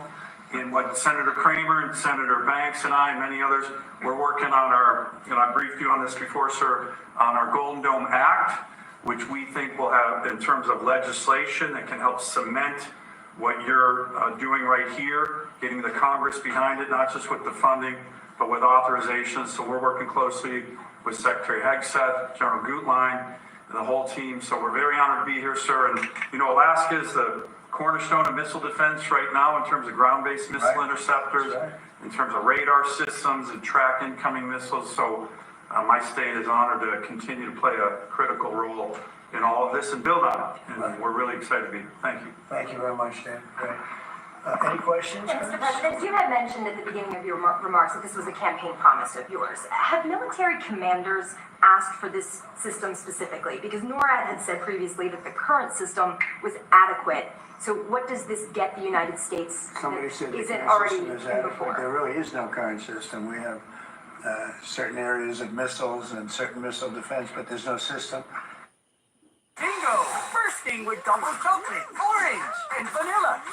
Go na go ka! Try mo na! We just have some very capable weapons that hopefully we never have to use, but we have some very capable weapons. Now, this is a different league. There's never been anything like this. This is something that's going to be very protective. I think you can rest assured, there'll be nothing like this. Nobody else is capable of building it either. Was Yeah, it something please, that go ahead. military commanders asked you for? Did they ask you to do this? Well, let me put it differently. I suggested it, and they all said, "We love the idea, sir." It's the way it's got to be, right? But they want it, and they wanted it badly once it was suggested. I don't know if they ever thought they would be lucky enough to have it, but we were able to get it done. And we have all the funding, so pretty much tucked away. I think most people feel it's very important to have. Yeah, please. Thank you, Mr. President. When you first announced this idea, critics said it would be prohibitively expensive, potentially ineffective, and could trigger an arms race in space. What do you say to those critics about that? Well, they're wrong. It's about as close to perfect as you can have in terms of real production. I told you Canada wants to be a part of it, which be, fairly small expansion. But we'll work with them on pricing. We'll be dealing with them on pricing. They know about it very much. They've asked to be a part of it, actually. They've asked us to be a part of it. I think it's something that is great. If you can afford to do it, we can afford to do it. We took in $5.1 trillion in the last 4 days in the Middle East.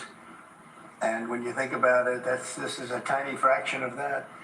But we make it all here. We're going to make it all here. We have, I will tell you, an adversary told me, a very big adversary told me the most brilliant people in the world are Silicon Valley. He said, we cannot duplicate them. We can't. This was somebody that I won't tell you who it is, but you'd be amazed. We have the most brilliant minds in the world doing this kind of thing, the equipment, the space, the computers, everything. I said that we just can't duplicate what you have there in Silicon Valley. We never have been able to. And there's a very strong group of people and very strong minds, but they can't. So we have things that nobody else can have. You see what we've done helping Israel with that. You probably wouldn't have in Israel. They launched probably 500 missiles altogether, and I think 1/2 of a missile got through, and that was only falling to the ground as scrap metal. It's pretty amazing, and this is in terms of technology far advanced from that system. And just one follow-up on the adversaries. Have you addressed Russia's ventures in space with a space-based nuclear weapon and told Putin to stop in your conversations with him? We haven't discussed it, but at the right time we will. Yeah. Mr. President, with the goal of keeping Americans safe with this, can you talk about the timeline? How long will this take to complete? We think it's going to be about a little bit less than 3 years, and we'll have a big phase-in very early. We're starting immediately with $25 billion. It'll cost about $175 billion completed, but we think in 2.5 to 3 years. Are you confident that you can get the funding needed from Congress quickly? It's amazing how easy this one is to fund.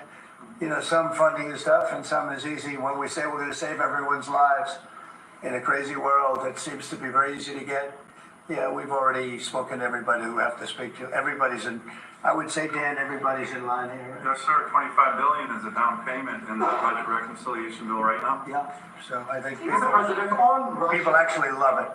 Mr. President, on Russia, are you worried about the reports on a military buildup along the borders towards Finland and Norway? No, I don't worry about that at all. They're going to be very safe. Those are two countries that are going to be very safe. And the secondly, sir, if I may, Volodymyr Zelensky is saying today that he's hoping for you to impose new sanctions on Russia. Are you considering that? Well, that's going to be my determination. That's going to be nobody else's determination. We'll see how Russia behaves. We see what's going to happen. We have a pretty critical time right now. I had a talk yesterday for 2.5 hours with President Putin, as you know. I also spoke to all of the European, or to many of them, leaders, but they were representing the whole.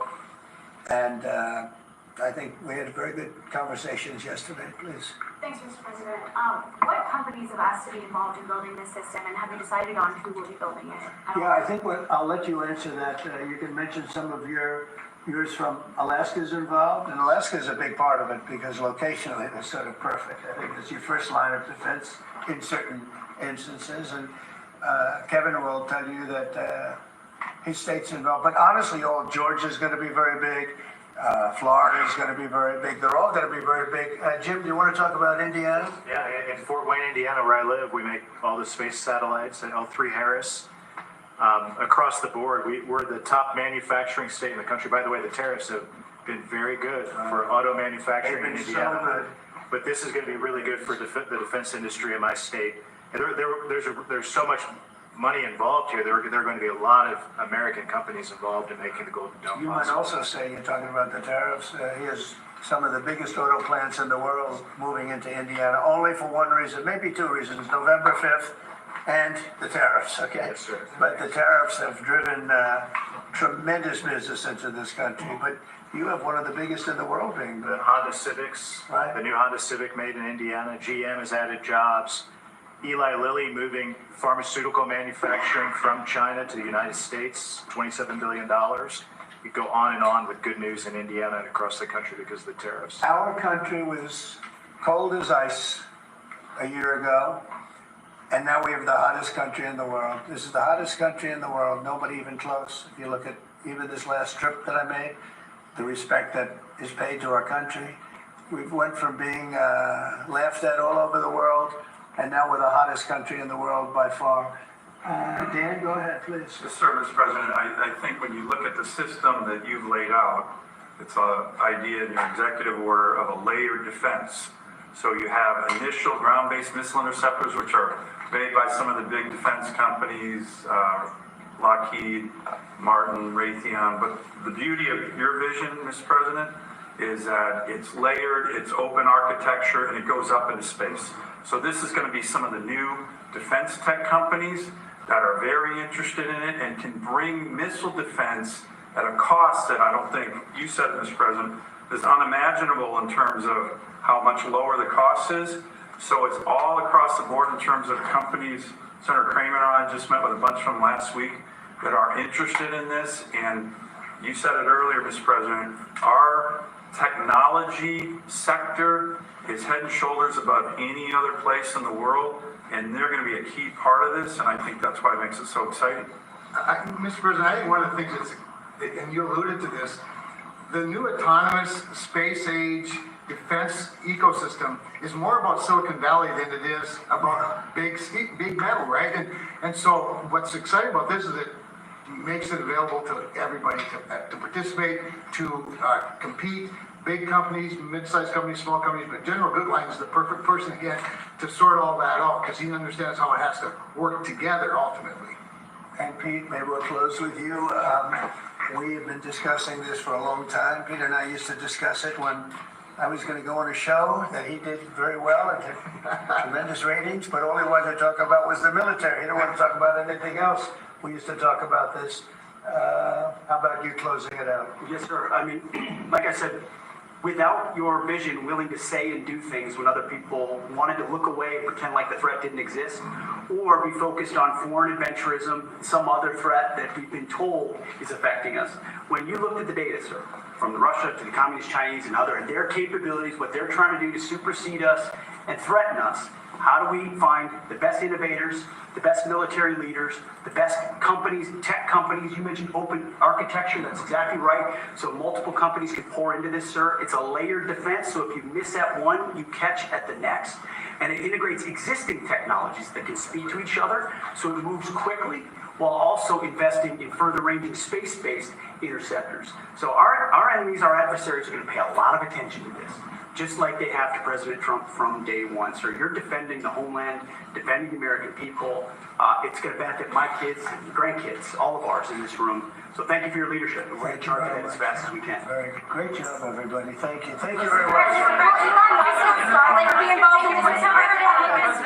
Elon Musk could be a part of this, Mr. President. Thank you, Press. No cuts. No cuts to Medicaid. Thank you, everybody. No cuts to Medicaid. Thank you, thank you, thank you. Thank you, Press. Thank you. No cuts to Medicaid. The last line from President Trump on this. Hey, Sean Hannity here. Hey, click here to subscribe to Fox News YouTube page and catch our hottest interviews and most compelling analysis. You will not get it anywhere else. Ang bagong Lactam 3 Plus, may dagdag DHA, tulong para dagdag galing. Para sa batang Vivo Plus.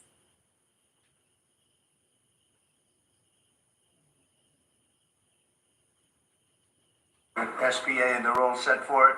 They're waiting for it, and it'll be serviced much better than it has in the past. It's been a mess.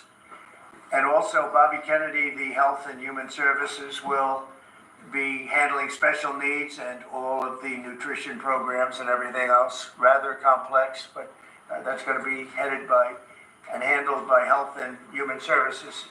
So I think that'll work out very well. Those two elements will be taken out of the Department of Education, and then all we have to do is get the students to get guidance from the people that love them and cherish them, including their parents, by the way, who will be totally involved in their education, along with the boards and the governors and the states. And it's going to be a great situation. I guarantee that in a few years from now, I hope I'm going to be around to see it, but I think we're going to see a lot of it. I think that you're going to have tremendous results. You're going to have results like Norway, Sweden, Denmark, a lot of the countries that do so well. I think you're going to have a lot of those results. If you look at Iowa and Indiana and Idaho, so many places that run so well, Florida, Texas, big ones, you're going to have great education, much better than it is now at half the cost.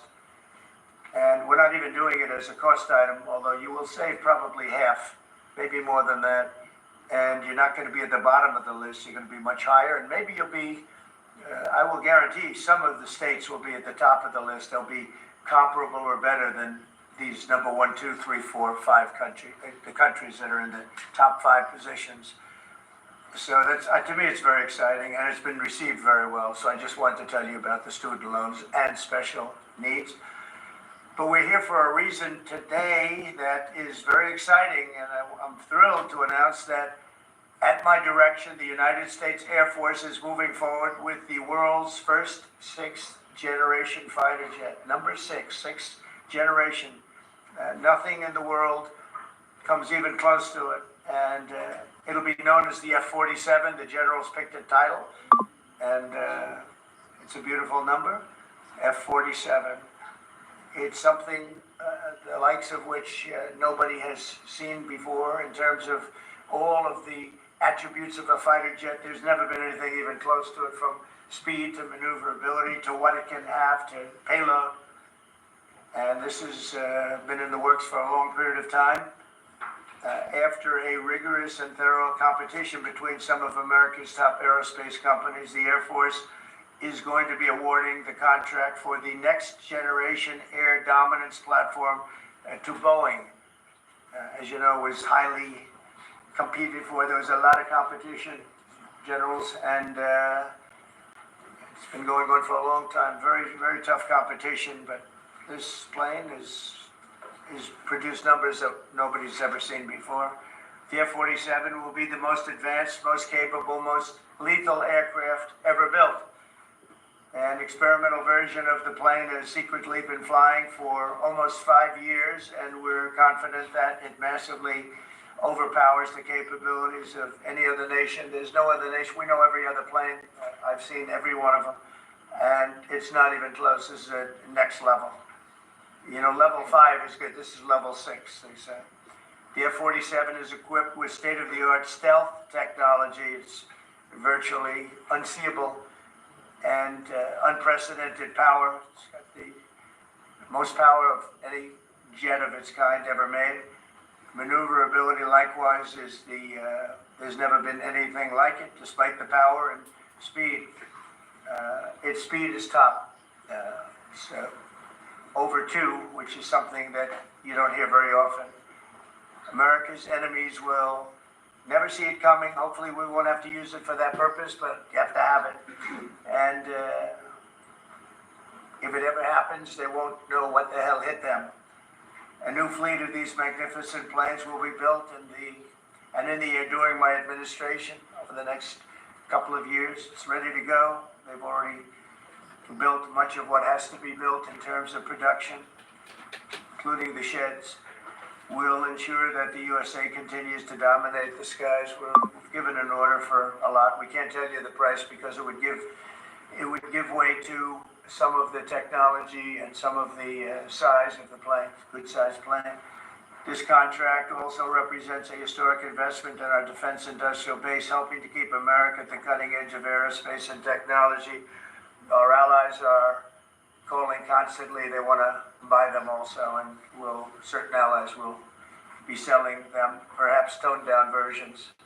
We'd like to tone them down about 10%, which probably makes sense because someday that's right. But I would like to ask Secretary Hegseth, who's doing a fantastic job. He's really been very inspiring in so many ways. And I must say that before he speaks, we have had record people wanting to join our military in the last 2.5 months, literally since this, I think probably since the election, November 5th, but especially since we came to office and since I announced Pete. He's young, he's smart, he's strong, he loves it, and they love him. But we've had record numbers of people wanting to join our military. Now, if you go back 6 months, it was the exact opposite. You had record numbers of people not wanting to join the military. Now you have record numbers of people wanting to be in our military. And that's a great honor. That shows you we're really on the right track. So, Pete, maybe say a few words. Sure. Well, Mr. President, this is a big day. This is a big day for our warfighters. This is a big day for our country, a big day in the world. The name of this program is the Next Generation of Air Dominance. And Mr. President, because of your leadership, your clarity, America is going to have generations in the future of air dominance because of this 6th generation fighter. We've had the F-15, we had the F-16, the F-18, the F-22, the F-35. Now we have the F-47, which sends a very direct, clear message to our allies that we're not going anywhere, and to our enemies that we will be able to project power around the globe unimpeded for generations to come. Mr. President, this is a gift to my kids and your kids, to my grandkids and your grandkids. This is a historic investment in the American military, in the American industrial base, in American industry that will help revive the warrior ethos inside our military, which we're doing, rebuild our military, which the previous administration did not do, by the way, Mr. President. They paused this program and were prepared to potentially scrap it. We know this is cheaper, longer range, and more stealthy. President Trump said we're reviving it and we're doing it. And then we are also going to reestablish deterrence. Under the previous administration, we looked like fools. Not anymore. President Trump has reestablished American leadership. The F-47 is part of it. And Mr. President, thank you for having the courage to do it and leading the way for all our warfighters. Thank you very much, Pete. One of the things I will say, but the generals are going to speak in just a couple of seconds, but this plane flies with drones. It flies with many, many drones, as many as you want, and it's a technology that's new, but it doesn't fly by itself. It flies with many drones, as many as we want, and that's something that no other plane can do. So I'd like to introduce, if I might, Air Force Chief of Staff, General David Alvin, and also General Dale White, two incredible people that I've known over the years, but I got to know really well over the last few months. And would you say a few words, please, General? Thank you very much, Mr. President. Mr. President, Mr. Secretary, thank you so much for your unwavering commitment to our military. I will say this is a big day. This is a big day for our United States Air Force as well. You know, air dominance is not a birthright, but it's become synonymous with American air power. But air dominance needs every single day. And since the earliest days of aerial warfare, brave American airmen have jumped into their machines, taken to the air, and they've cleared the skies. And whether that be clearing the skies so we can rain down destruction on our enemies from above, or we can clear the path for the ground forces below, that's been our commitment to the fight, and that's really been our promise to America.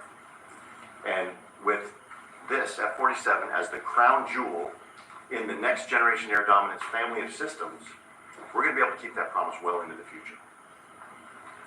I also want to thank everyone from industry and within government, our engineers, who have worked tirelessly on this program to bring it where we are right now today. This shows that American talent, American skill, and American determination are second to none, because this platform is second to none. So we believe that this provides more lethality, it provides more capability, more modernized capability in a way that is built to adapt. This, along with our collaborative combat aircraft the President talked about with drones, this is allowing us to look into the future and unlock the magic that is human-machine teaming. And as we do that, we're going to write the next generation of modern aerial warfare with this. This enables us to do this. The manner in which we put this program together puts more control in the hands of the government. So we can update and adapt at the speed of relevance, at the speed of technology, not at the speed of bureaucracy. This is more Air Force. This is more options for the president. We say as our mission in the United States Air Force is to fly, fight, and win air power anytime, anywhere. If you want to go anywhere, you have to have a platform that gets you anywhere. This provides the president options from the very one end, which is a quick response, and then we can get right back into fighting stance without having to deploy troops that are going to take maybe months and cost more lives. We can be back in fighting stance, and maybe we restore that deterrence. All the way to decisive victory as part of a joint force that is the most lethal and capable military ever known in history. That's what we provide now, and this allows us to provide it into the future. It's more deterrence, more capability. It's what peace through strength looks like into the future, Mr. President.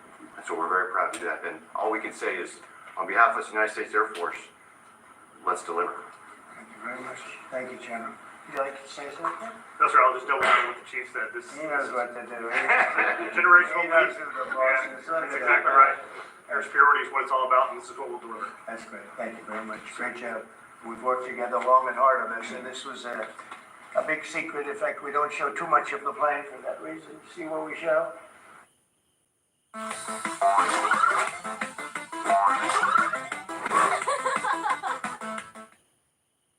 Malakas ba ang resistensya mo? Mag-Centrum Advance. May triple immunity protection. Para malakas ang resistensya at buong katawan. Mag-Centrum Advance. You see how beautiful that is, but that's just a very small part of it. I wasn't surprised. I was wondering how much are you going to show if they came in with that. You see a wheel in the front? That's about it. Any questions? Mr. President Trump, is 80,000 pages of documents is a lot to sit through. Can you just tell us who killed Kennedy? Well, I was given the task of releasing that because many presidents have gone through it and they haven't released. And I said, release. We even released Social Security numbers. I didn't want anything deleted. They said, sir, what about Social Security? People long gone, but they're long gone, so I can't imagine. But I said, if you don't delete it, if you do delete it, we have people are going to say, why did you delete it? There's something in there. So we gave Social Security, we gave everything. And the rest is for you to look at, Peter. You're going to see whether or not you see anything. But we've given it. We're doing it with Dr. Martin Luther King, too. They're preparing all of that. They're going to release everything. And whoever else they want. I mean, we have nothing. We really have nothing to hide. We shouldn't have. When a lot of time goes by. But with the Kennedy files, in particular, they were going crazy on them. I don't think there's anything that's earth-shattering, but you'll have to make that determination. In those, it's 80,000. It's actually 88,000, and we have some additional things, as you know, come out today. And for that, you can go to the offices and you can see whatever you want to see. Everything is out there, totally open.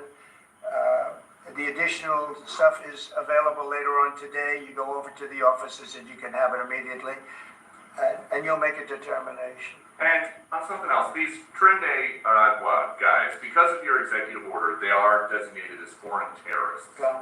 If ISIS or Al-Qaeda foreign terrorists were operating here in the United States, cops would probably be shooting first and asking questions later. And so what is the difference between terrorists, between somebody like an ISIS or an Al-Qaeda operative versus a MS-13 or Trinidad Aragua? Well, these are people that focus on destroying people in their homes.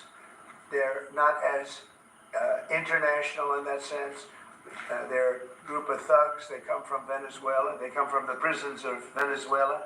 They're very, very dangerous people, but they didn't look so dangerous when the guards took care of the situation from El Salvador. And I want to thank the president. He's a friend of mine. He's done a great job. But I just can't imagine that the Democrats are taking this issue where they want to have them back. So now they have men playing in women's sports. They have transgender for everyone. They have open borders. They have all of their crazy policies that are, I think, 95-5, not 90-10, okay? And their new policy is, let's bring Nicaragua back into our country. Let's bring the worst, these are the worst gang members there are. They looked amazingly frail, though, by the way they were handled. It's very amazing. You know, they weren't, when they were in Colorado cutting the fingers off a man because he made a phone call to the police, they seemed a lot tougher then than they did when they were having their heads shaved and they were in shackles. They're tough people. They're bad people. We don't want them in our country. We can't let a judge say that he wants him. You know, he didn't run for president. He didn't get much more than 80 million votes. And we just can't let that happen. It'd be so bad for our country. I won on the basis of getting criminals out of our country that were let in. It was called unforced error. They were let in by Biden, incompetently let in, and let in by the millions, actually. 21 million people. I believe it's 21 million. And that's not even including the gotaways, but these are rough people. We want them out of our country. And I won the election based at least partly on that, and that's a big part, yeah? I don't know if you saw this. Tim Walz is now saying about Trump supporters, and forgive me, I'm just reading a quote from Tim Walz, I think I could kick most of their ass. Oh, boy, he'd be in trouble. Is there any way to know? Well, he's a loser. You know, I mean, the guy's a loser. He lost an election. He played a part. You know, usually a vice president doesn't play a part, they say. I think Tim played a part. I think he was so bad that he hurt her. But she hurt herself, and Joe hurt them both. They didn't have a great group, but I would probably put him at the bottom of the group. Have you heard the Biden wants to get back involved for Democratic politicians, fundraising and campaigning against your policies? I hope so. Mr. President, there are several families. Mr. President, there are families from some of the people. I'm with La Nación newspaper from Argentina. There are families from some of the people that were on those flights to El Salvador that claim that they're not criminals, they're not members of Pendaragua, of MS-13. What can you tell them, and what guarantees can you give them that everyone in those planes were actual criminals, terrorists, as you say? Well, I was told that they went through a very strong vetting process, and that that will also be continuing in El Salvador. And if there's anything like that, we would certainly want to find out. But these were a bad group. This was a bad group, and they were in bad areas, and they were with a lot of other people that were absolutely killers, murderers, and people that were really bad with the worst records you've ever seen. And but we will continue that process, absolutely. We don't want to make that kind of a mistake. Is the U.S. planning to give up the position of NATO's Supreme Allied Commander, and if so, why? NATO is something that I saved. NATO was gone until I came along. In fact, the previous Secretary General, very good man, both of them are good. The current man is fantastic. But both of them said if it wasn't for Trump, you wouldn't even have a NATO, because we were paying the cost of almost all of the countries. And now they're paying. I said, we're not going to do this. We're not going to continue. You hurt us on trade. You do bad things on trade. And then on top of it, we're supposed to pay for your military. And because of what I did, hundreds of billions of dollars flowed into NATO by countries that just weren't paying. They were delinquent. They weren't paying their bills. So NATO is solid. They're strong. But they have to treat us fairly. Are we going to give up the... Because look, without us, NATO's not the same. And I can tell you, I've been having very good discussions, as you know, with President Zelensky and with President Putin. And President Putin will tell you that without the United States, he wouldn't be worried. But he is worried when the United States is involved. And I have to tell you, I've dealt very well with both gentlemen, and we have, I think we have the confines of a deal. I hope we have the confines of a deal. I'm doing it for two reasons. Number one, and by far most importantly, thousands of young people, and they're not American people, they're Russian and they're Ukrainian, are being killed every week, thousands a week. And also the United States has paid, because of Biden, $350 billion on a war that should have never happened. If we had a competent president and this sitting right here, that war would have never happened. It would have absolutely never happened with me. And it didn't happen. For 4 years, it didn't happen. Mr. President, do you think you have the authority, the power to round up people, deport them, and then you're under no obligation to a court to show the evidence against them? Well, that's what the law says, and that's what our country needs, because we were, unfortunately, they allowed millions of people to come into our country, totally unvetted, totally unchecked. So you ought to ask, did he have the authority to allow millions of people? Did Biden have the authority to do something that's unthinkable? Have open borders where millions of people poured into our country, totally unvetted and totally unchecked, just as you would say. And many of those people were criminals. Many of them were from jails and prisons and mental institutions and gang members and drug dealers and very dangerous people. Many were murderers. We have 11,088 that we know of murders they murdered. Of that number, at least half killed more than one person. They're in our country. They're in a location near you. Biden allowed that to happen to our country. And his people that really ran the country.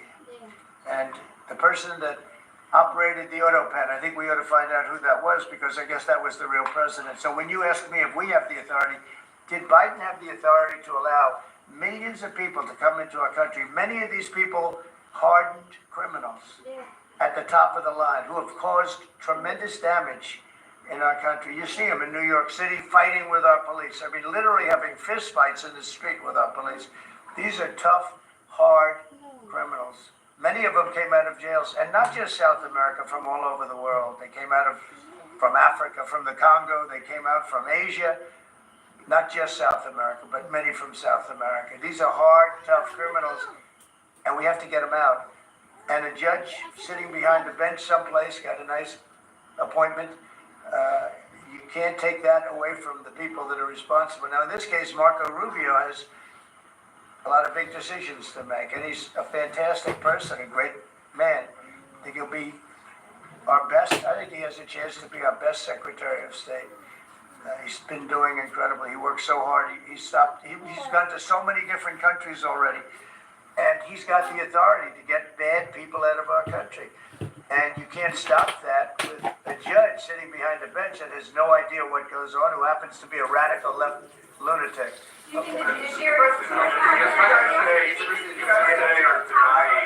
You guys are denying this New York Times report that Elon Musk was going to be shown a 20 to 30 page presentation about a theoretical war plan against China.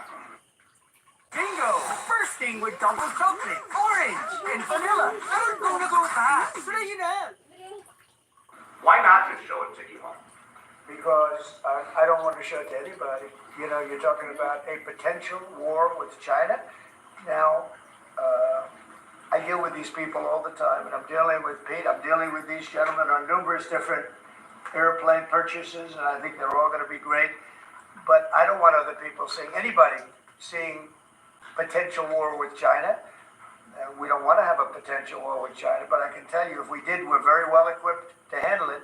But I don't want to show that to anybody. But certainly you wouldn't show it to a businessman who is helping us so much. Big price for helping us cut costs, and he's doing a great job. He's finding tremendous waste, fraud, and abuse.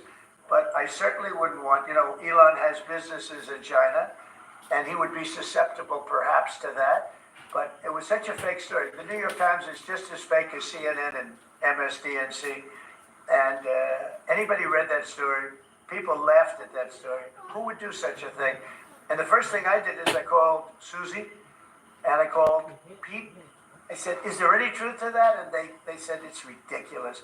No, he's over there to talk about costs. You might want to address that, Pete. But Elon was over there today to address costs. DOGE, thing called DOGE, which you've heard about. Pete? That's exactly right, Mr. President. You pointed out it was a fake story. We pointed out it was meant to sort of undermine whatever relationship the Pentagon has with Elon Musk. Elon Musk is a patriot. Elon Musk is an innovator. Elon Musk provides a lot of capabilities our government and our military rely on, and I'm grateful for that. We welcomed him today to the Pentagon to talk about DOGE, to talk about efficiencies, to talk about innovations. It was a great informal conversation. The rest of that reporting was fake. There was no war plans. There was no Chinese war plans. There was no secret plans. That's not what we were doing at the Pentagon. I might add that I think Elon, if they ever wanted to do that, I think Elon wouldn't do it. I think he wouldn't do it. He wouldn't want to put himself in that position. But if you read what's out of the New York Times, it's such a dishonest newspaper. It's such garbage. It's, it used to be called all the news that's fit to print. Well, it's all the news that's not fit to print. They have fake sources, or they don't have sources. I think they make most of it up. But this was a made-up story by the New York Times. I call it the failing. It's a failing newspaper. It's failing. And they shouldn't do that. They really are the enemy of the people. We do need honest journalism in this. We've made such big strides over the last 2 months, but we just need honest journalism, and we don't have it. When you have a CNN, you have to watch these people every once in a while just to see where they're coming from, and it's so dishonest. MSNBC is, I think, probably worse, and they're both doing horribly in the ratings. I think they're going to be turned off. I don't think they're not doing any ratings. You're doing well in the ratings. Thank you. Meeting their Chinese counterpart next week. Is there anything that they can do to stop April 2nd or to roll back the tariffs that you put on China already? Well, we could talk, but basically, I call April 2nd. I would have made it April 1st, but I didn't want to be April Fool's Day because then nobody would believe what I said, and they do believe me. April 2nd is going to be Liberation Day for America. We've been ripped off by every country in the world, friend and foe. We've been ripped off on trade. We've been ripped off on military. We protect people, and they don't do anything for us. It's just so unfair for years and years. And now some of that money is going to be coming back to us in the form of tariffs. Tens of billions. It's going to be numbers like nobody's ever seen. So NVIDIA announced today, you saw that, hundreds of billions of dollars of investment. The biggest chip maker in the world announced hundreds of billions of dollars of investment. Hundreds of billions, not millions, but billions. They're all coming here. Apple just announced $500 billion worth. They're going to build plants here. They built their plants in China. They're going to build them here. And they're starting immediately. We have investment, the likes of which this country has never seen, already announced. And they all want to have news conferences. I don't have enough time to have that many news conferences, but I would say so far at least $4 trillion. $4 trillion is coming in. Car companies, very importantly, a lot of the car companies that were going to build in Mexico or Canada are now building here. Because I don't want cars from Canada. I don't want cars from Mexico. They want to do it, it's fine, but I want the car companies to build here, not, they were building in Mexico 3 plants, big plants, really big plants, and they were going to sell the cars right across the border. We wouldn't have the jobs, we wouldn't have the profits, we wouldn't get the taxes, we get nothing. All we get is unemployment and empty factories. Those days are over. So now those 3 places are going to build here, but many more than that. We have a big one. Honda is building, just announced a really big plant in Indiana, great state, smart place to build. And we have many car companies coming here. The steel mills are going to be booming, And many other things, many other things come with that. But we need that for defense. There are certain things you have to have. You have to have steel. We would have had, if I didn't do in my first term tariffs to stop the onslaught, because they were dumping steel in order to destroy our steel plants. If I didn't do 50% and even 100% in certain cases tariffs on steel, you wouldn't have a steel plant in the United States. And Biden was unable to get rid of those tariffs because they threw off so much money that his numbers, which didn't work anyway, because his numbers were terrible when he did, the way he spent money was so horrible, and what he allowed to happen to energy. That's the other thing. Energy is going to be like it's never been before.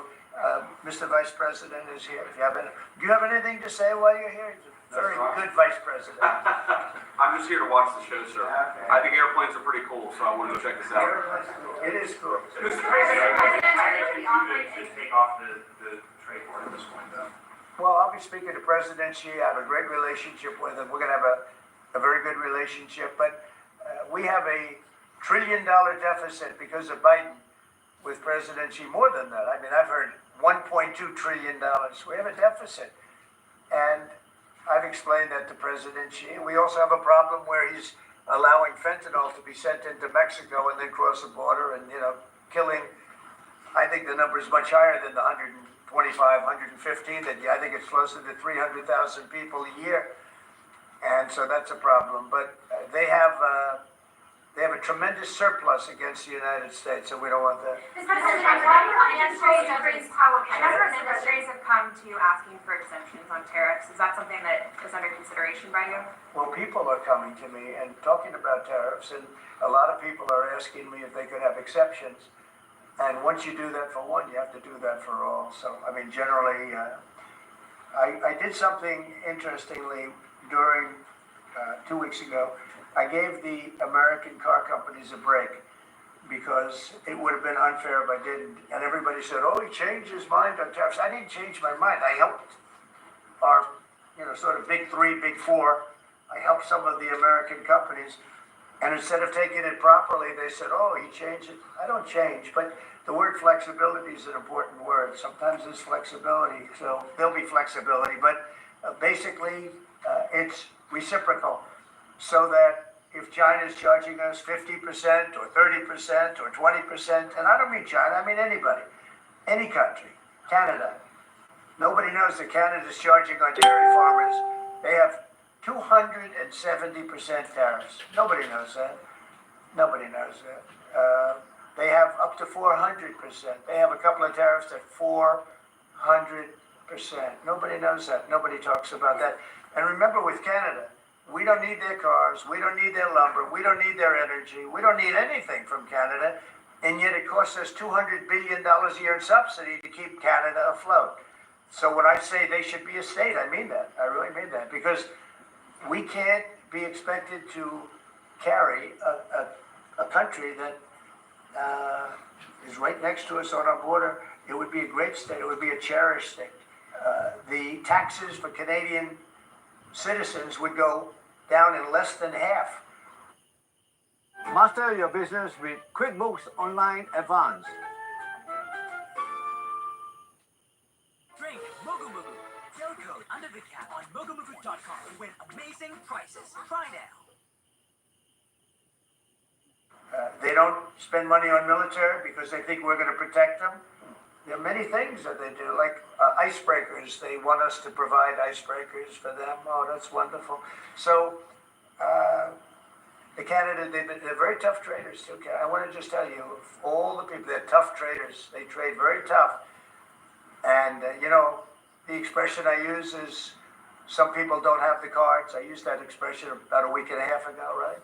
Somebody was negotiating who didn't have the cards, who's now, I think, saying that he wants to do it, and I think we're going to have a big deal on that very special something. We got to make a deal on that. But Canada has been a very nasty negotiator against the United States, took advantage of the United States for a long time. But nobody knows that they were getting 270% tariffs on dairy products. Mr. President, I don't think I've heard you say this in all of the talk about Canada becoming the 51st state. Are you concerned that if they became the 51st state, they would be a very, very blue state? Very, very big and very, very blue. No, they might be, but it would, you have that artificial line that goes, that straight artificial, that looked like it was drawn by a ruler. Somebody with I don't mean a ruler like a king, I mean like a ruler, this way. And it's just an artificial line that was drawn in the sand or in the ice. And can I tell you, Peter, just, you add that to this country, what a beautiful landmass, the most beautiful landmass anywhere in the world. And it was just cut off for whatever reason. It would be great. Now, is it liberal? Maybe, but a conservative until I got involved, because I don't care who wins up there. I frankly probably would do better with the liberal than the conservative, if you want to know the truth. But just a little while ago, before I got involved and totally changed the election, which I don't care about, probably it's to our advantage actually, but the conservative was leading against, I call him Governor Trudeau, the conservative was leading by 35 points. So, so I don't know about that. I think Canada is a place like a lot of other places. If you have a good candidate, the candidate's going to win. And I would like to see this, but the two astronauts that you just helped save from space, they didn't get any overtime pay for all that extra time. They got $5 a day per diem. For 286 days, that is $1,430 in extra pay. Is there anything the administration can do to get them, to make them whole? Well, nobody's ever mentioned this to me. If I have to, I'll pay it out of my own pocket, okay? I'll get it for us. I'll take care of that. I like that. I think that's, I'll pay it right out of my, is that all? That's not a lot for what they had to go through. And I want to thank Elon Musk, by the way, because think if we don't have him. You know, there's only so long, even though they're in the capsule up there, that the body starts to deteriorate after 9 or 10 months and gets really bad after 14, 15 months with the bones and the blood and all the things that you've been reporting on very well. And if we don't have Elon, they could be up there a long time. Who else is going to get him? And I just want to thank him. He's going through a lot, what they're doing to him. And these people are going to be caught, and they're going to be caught, and they're going to be prosecuted. And from what they tell me, I see this just by watching your programs and reading the news, but from what they tell me, they could get 20 years in jail, and they'll get it. I'll tell you, there's going to be no leniency, and there'll be no pardons. I can tell you that right. And you said this morning 20 years in jail, and then maybe you said this morning 20 years in jail, and then maybe they'll go to one of these prisons in El Salvador. Do you think with the way that the judges have been issuing injunctions, it would be easier or harder to send these Tesla domestic terrorists to a jail in El Salvador than these MS-13 or Tren de Aragua guys? Well, I view these people as terrorists just like others. These are, when I looked at those showrooms burning and those cars, not one or two, like 7, 8, 10 burning, exploding all over the place. These are terrorists. You didn't have that on January 6th, I can tell you. You didn't have anything like that on January 6th, which is sort of amazing because on January 6th, the Democrats were talking. Nobody was killed other than a very beautiful young woman, Ashley Babbitt. Nobody was killed. And you look at what's going on now with these terrorists. These are terrorists, and that's an organized event. You know, take a look at their signs. Take a look.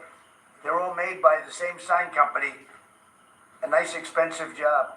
Now, these are the people that finance it are, in my opinion, in just as big a trouble as the people that are setting the match and setting the fires. So we'll see. It's under very serious investigation by the FBI and by the Justice Department. These people are terrorists. Okay. Yeah, go ahead, behind you. Mr. President, what do you say to American military families who are seeing Elon Musk at the Pentagon today, are hearing about Defense Department cuts, and their thoughts are immediately going to the safety of their loved ones who are currently employed? Well, we're making our country strong. And when they see a thing like that and they hear that story about Elon and China, what they should do is realize that the New York Times is a corrupt institution, because I think they're the ones. They knew that story wasn't true. Nobody believed that story. People that, when I first called, they laughed when they heard the story. Nobody believed it. That the Pentagon was giving him a briefing on what war with China would look like, and he has businesses. No, they made that up because it's a good story to make up. They're very dishonest people. Look, I have it with the Times, and you'll see more and more of it. To me, it's a very dishonest organization. But a story like that is made up. It's total fiction. And I just wanted to make sure. I called up Chief of Staff and I called up Pete. And I said, is there any truth to that? Absolutely not. He's there for DOGE, not there for China. And if you ever mention China, I think he'd walk out of the room. He wouldn't take it anyway. So it's just a made-up story. Nobody's taking better care of the military. One of the things that I know that Pete's doing is he's talking about a lot of the civilian staff, and we're going to get them other jobs. You know, we're going to have a lot of jobs in this country, but we don't want to have wasteful jobs. We want to have meaningful jobs. And those were wasteful jobs. Those are jobs that not only military, but jobs where people don't show up. You take a look at Department of Education. I've never seen so many buildings with the names on it. You go past one after another Department of Education, and they're empty. The people don't show up. You know why? Because they have other jobs, because they're playing golf, or they're playing something, they're doing something. And we have a lot of great people, but we have to move that back to the States. We're going to make our country strong, and we're going to get people much better jobs, because we have companies moving into our country, the likes of which we've never seen before. Nothing like this has happened. And it's automatic. They don't want to pay the tariffs. How do you avoid paying the tariffs? You build your plant in the United States, and it's a beautiful thing to see. I see it. So far, I would say $4 trillion. Nobody's ever heard of them. No country's ever heard of numbers like that. $4 trillion, and those are the best ones. The biggest, best chip maker in the world. I'm not a fan of the CHIP Act, where you give billions of dollars away to companies that don't need it, and it won't bring them here. I'm giving nothing away. All they're doing is coming here, they're building because they want to avoid. Remember this on the tariffs too, because it's going to be, Liberation Day, April 2nd. It's reciprocal. If they charge us, we charge them. So somebody will say, well, how much are the tariffs? Very fair. If India, as an example, has been very bad to us on tariffs. They charge 100%, 200%, whatever they charge. Now, Europe just announced they're lowering the tariffs on cars. We charge like a joke, 2.5%. That's what this country charges. Europe just announced that they're reducing their tariffs on cars to 2.5%. It's nice. But they also have non-monetary tariffs where they make it impossible for the cars to get in even without the dollars on them and the dollar signs. It's called a non-monetary tariff, where they put on controls where no matter what happens, because they don't want cars, they don't want the American car in their market.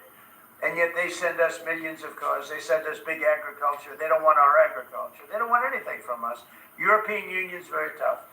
But now it's fair. So whatever they do to us, we do to them.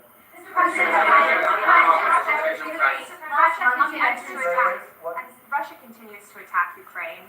Are you planning to impose any sort of Well, sanctions? they're fighting against each other. I think we have a ceasefire on a lot of areas, and so far that's all held very well. And getting that ceasefire, they had a lot of guns pointing at each other. You had some soldiers, unfortunately, surrounded by other soldiers, and they are going to be, I believe we're going to pretty soon have a full ceasefire, and then we're going to have a contract. And the contract's being negotiated, the contract in terms of dividing up the lands, et cetera, it's being negotiated as we speak. What do you say to critics who say that your actions towards law firms amount to coercion? Well, the law firms all want to make deals. You mean the law firms that we're going after, that went after me for 4 years, ruthlessly, violently, illegally? Are those the law firms you're talking about? They're not babies. They're very sophisticated people. Those law firms did bad things. They went after me for years. Russia hoax. All a hoax. It was a hoax. It was Hunter Biden's laptop. It didn't come out of Russia, by the way. It was came out of his bedroom. It was all a hoax, developed by Democrats. Hillary, I don't think Biden did, because I don't think Biden knows what the hell he's doing, frankly, based on everything I see. I've seen things since being here that are so sad. What he's done to this country, what he and they did to this country, those people that surrounded him, who, by the way, are radical left but smart. He's not smart. He was never smart. But these are radical left, smart people. They totally controlled him. He did whatever they told him to do. And it's a shame. It's so sad to see what happened, what they've done to this country, both not only the inflation you saw, but allowing millions and millions of criminals into our country. That's an inexcusable act. And many other things besides that. Thank you very much, everybody.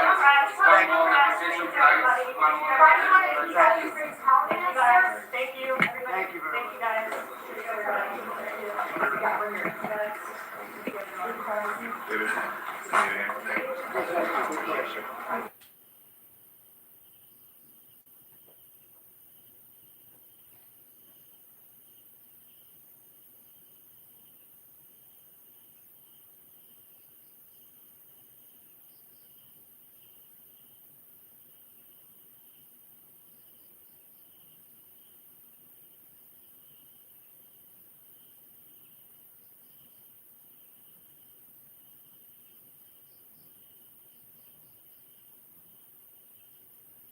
Use code PANDA100 and get 100 pesos off. Taste good deals from KFC, Shakey's Pizza, Pizza Hut, Coco, Domino's Pizza, Zeus Coffee. Order now on Food Panda and get 100 pesos off. Panda?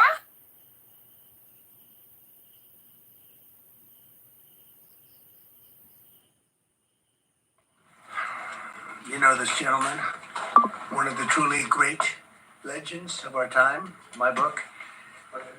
Before we begin, I'd like to say a few words about the shooting at Fort Stewart in Georgia.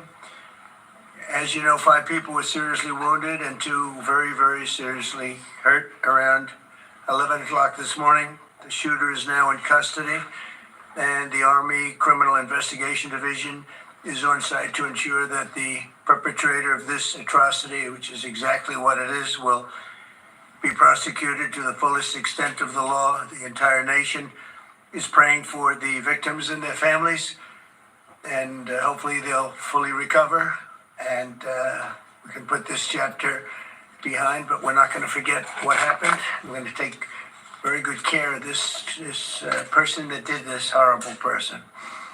This afternoon, we're pleased to welcome to the White House one of the great and most esteemed business leaders and geniuses and innovators anywhere in the world, Apple CEO Tim Cook. Amazing job. Thanks as well to Secretary of the Treasury Scott Bessent and Secretary of Commerce Howard Lutnick for being here, wherever you may be. Oh, there you are. Hello, fellas. I missed you. Today, Apple is announcing that it will invest $600 billion, that's with a B, in the United States over the next 4 years. That's $100 billion more than they were originally going to invest. And this is the largest investment Apple has ever made in America and anywhere else. And it's just an honor to have you. As you know, Apple's been an investor in other countries a little bit. I won't say which ones, but a couple. And they're coming home. $600 billion, it's the biggest there is. The company is also unveiling its ambitious new American manufacturing program, which will bring factories and assembly lines across our country all roaring to life. Areas that were not doing so well are doing very well. We have about $17 trillion coming into the United States, which is more than ever before. That's never even come close. There's never been anything like it. Even you, that's even a lot of money for you. But we have commitments of more than $17 trillion. That was as of a couple of weeks ago. These investments will directly create more than 20,000 brand new American jobs and many thousands more at the Apple suppliers like Corning, Broadcom, Texas Instruments, and Samsung, who all deal in that world. As part of this historic commitment, Apple will massively increase spending on its domestic supply chain for the iPhone and will build the largest and most sophisticated smart glass production line in the world in Harrodsburg, Kentucky, which is a great, actually, I did very well there. I like it because I see I did very well there. I did very well in Kentucky, but it's a great place. You're going to be very happy. I thought maybe while we're up, I'll interrupt my own speech by you might show them a little bit about the product that you're going to be doing in Kentucky, Tim. Absolutely. Do you mind if I step up? Yes, please. This box was made in the U.S., California, and this glass comes on the morning line. It's engraved for President Trump. It's a unique unit of one. It was designed by U.S. Marine Corps corporal, a former one, that works at Apple now. He's done well. Designed it for you. And the base comes from Utah and is 24 karat gold. And it sits, I'll take the liberty of setting it up. Wow.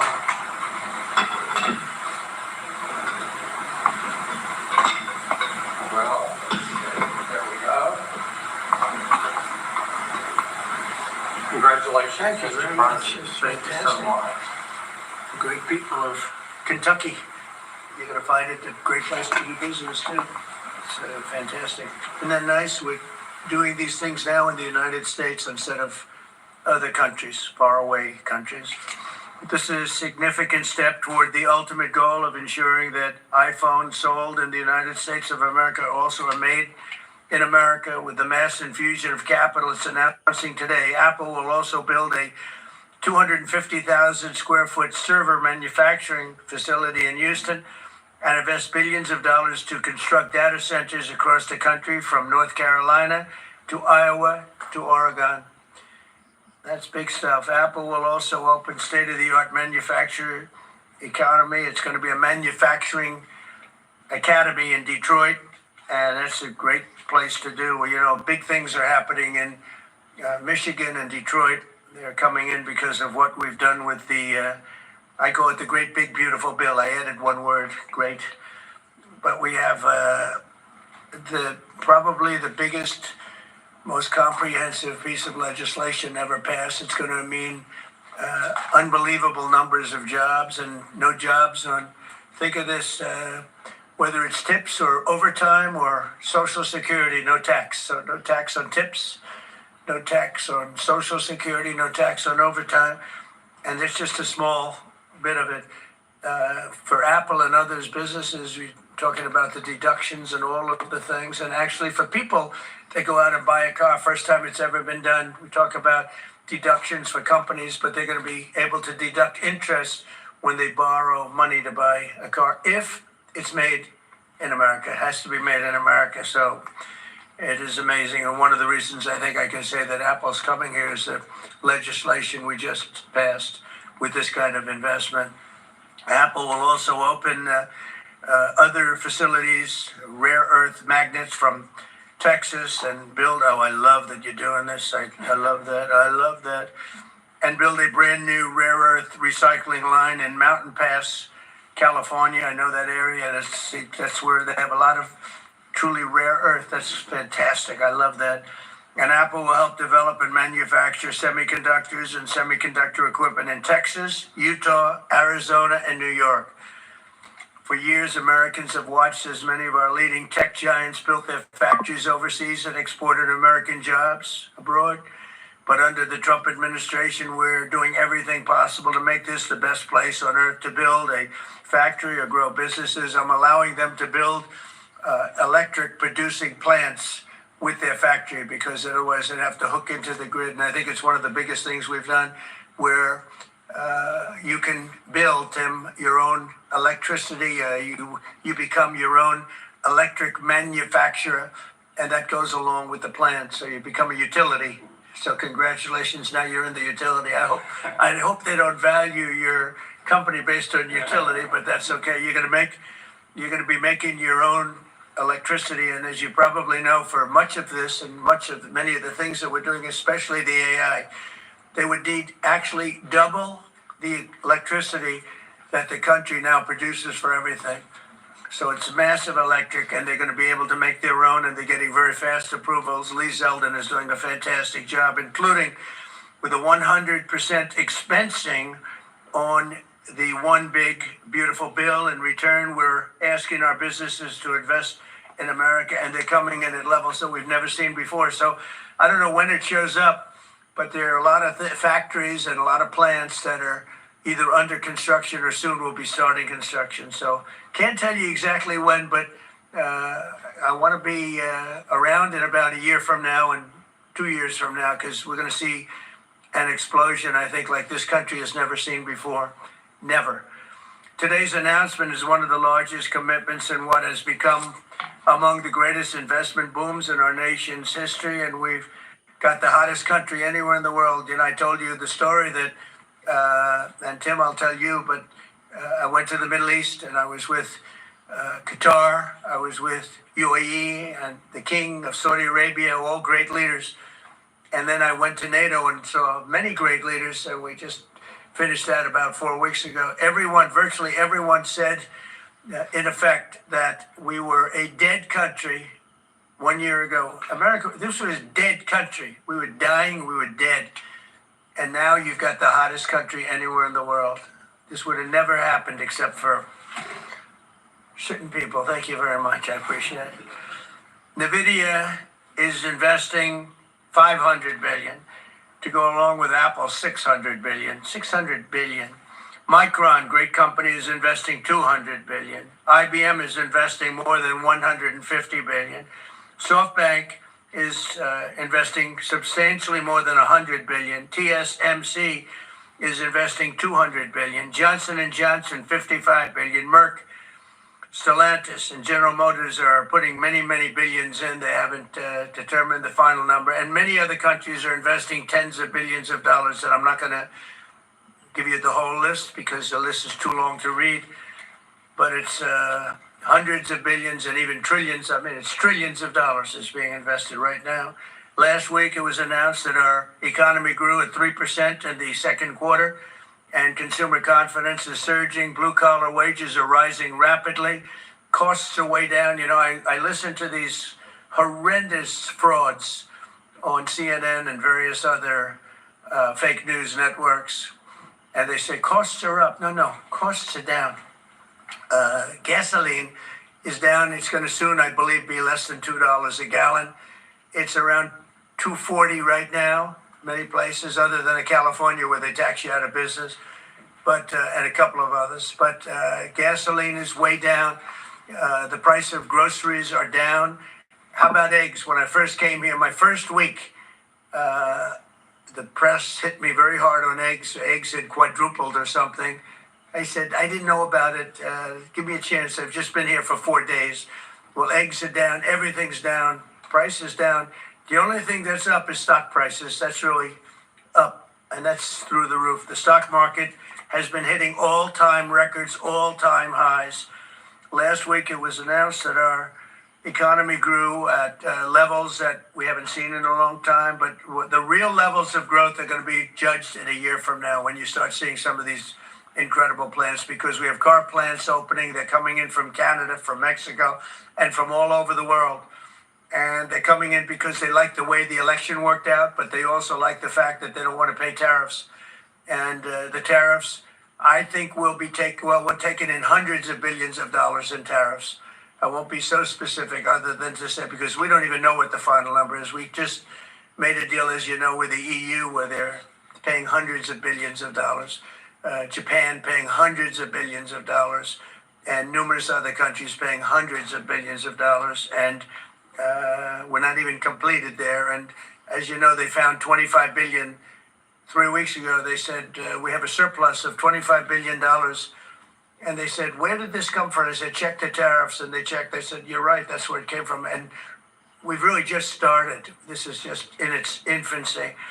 So we have a great country. We have a country that is going to be very rich. It's a country that we're very proud of, but it's going to be very rich. And it's companies like Apple, they're coming home. They're all coming home. And we want them to come home. They have to come home. We're going to treat them really well. We're going to be putting a very large tariff on chips and semiconductors. But the good news for companies like Apple is if you're building in the United States or have committed to build, without question committed to build in the United States, there will be no charge. In other words, we're not going to be charging. So a lot of countries, a lot of companies are leaving various other places and they're coming to the United States. So in other words, we'll be putting a tariff on of approximately 100% on chips and semiconductors. But if you're building in the United States of America, there's no charge, even though you're building and you're not producing yet in terms of the big numbers of jobs and all of the things that you're building. If you're building, there will be no charge. So I just want everyone to know that. And I didn't even tell you that inside. We discussed the concept, but I didn't. So it's a big factor. So 100% tariff on all chips and semiconductors coming into the United States. But if you've made a commitment to build, or if you're in the process of building, as many are, there is no tariff. Okay? If for some reason you say you're building and you don't build, then we go back and we add it up, it accumulates, and we charge you at a later date. You have to pay, and that's a guarantee. So that's a big statement, and I think the chip companies are all coming back home. They're all coming back. You know, we started with Intel, and gradually Intel was just taken over the coals. They were taken to the cleaners, frankly, and moved to other places, in particular Taiwan. But I think a lot of those companies are coming back, and they're coming back very rapidly. So that's a big statement. 100% tariff. I want to thank you very much, Tim. Would you like to say a few words about your company, please?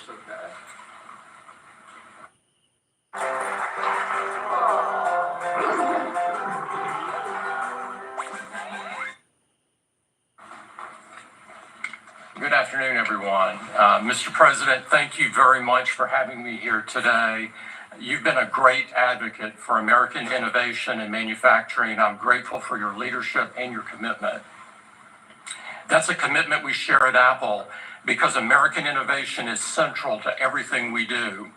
Our products are designed here, we're hiring and growing here, and we support 450,000 jobs with thousands of suppliers and partners in all 50 states. Earlier this year, we made our largest ever spending commitment, $500 billion to the U.S. over the next 4 years. That's already yielding results. Earlier this year, we broke ground on a new factory in Houston to make advanced AI servers. And just last month, the very first test unit rolled off that factory's line, proudly made in America. President Trump shared some kind words about that work, but he also asked us to think about what more we could commit to doing. And Mr. President, we took that challenge very seriously. I'm glad to be here with you today, and I'm very proud to say that today we're committing an additional $100 billion to the United States, bringing our total U.S. investment to $600 billion over the next 4 years. As a part of this, we're launching Apple's American Manufacturing Program. It will spur even more production right here in America for critical components used in Apple products all around the world. And we're thrilled to announce that we've already signed new agreements with 10 companies across America to do just that. First, with today's announcements, I'm proud to say that Apple is leading the creation of an end-to-end silicon supply chain right here in America, from design to equipment to wafer production to fabrication to packaging. In Texas, we're working with manufacturers like Texas Instruments, Global Wafers America, and Applied Materials. We're working with Amcor in Arizona and Broadcom and Global Foundries in New York. Thanks to President Trump's vision, and with his help in his first term, we also led the way to bring TSMC to Arizona by committing to be their first and largest customer. Today, they're producing tens of millions of chips for Apple using one of the most advanced process technologies in America today.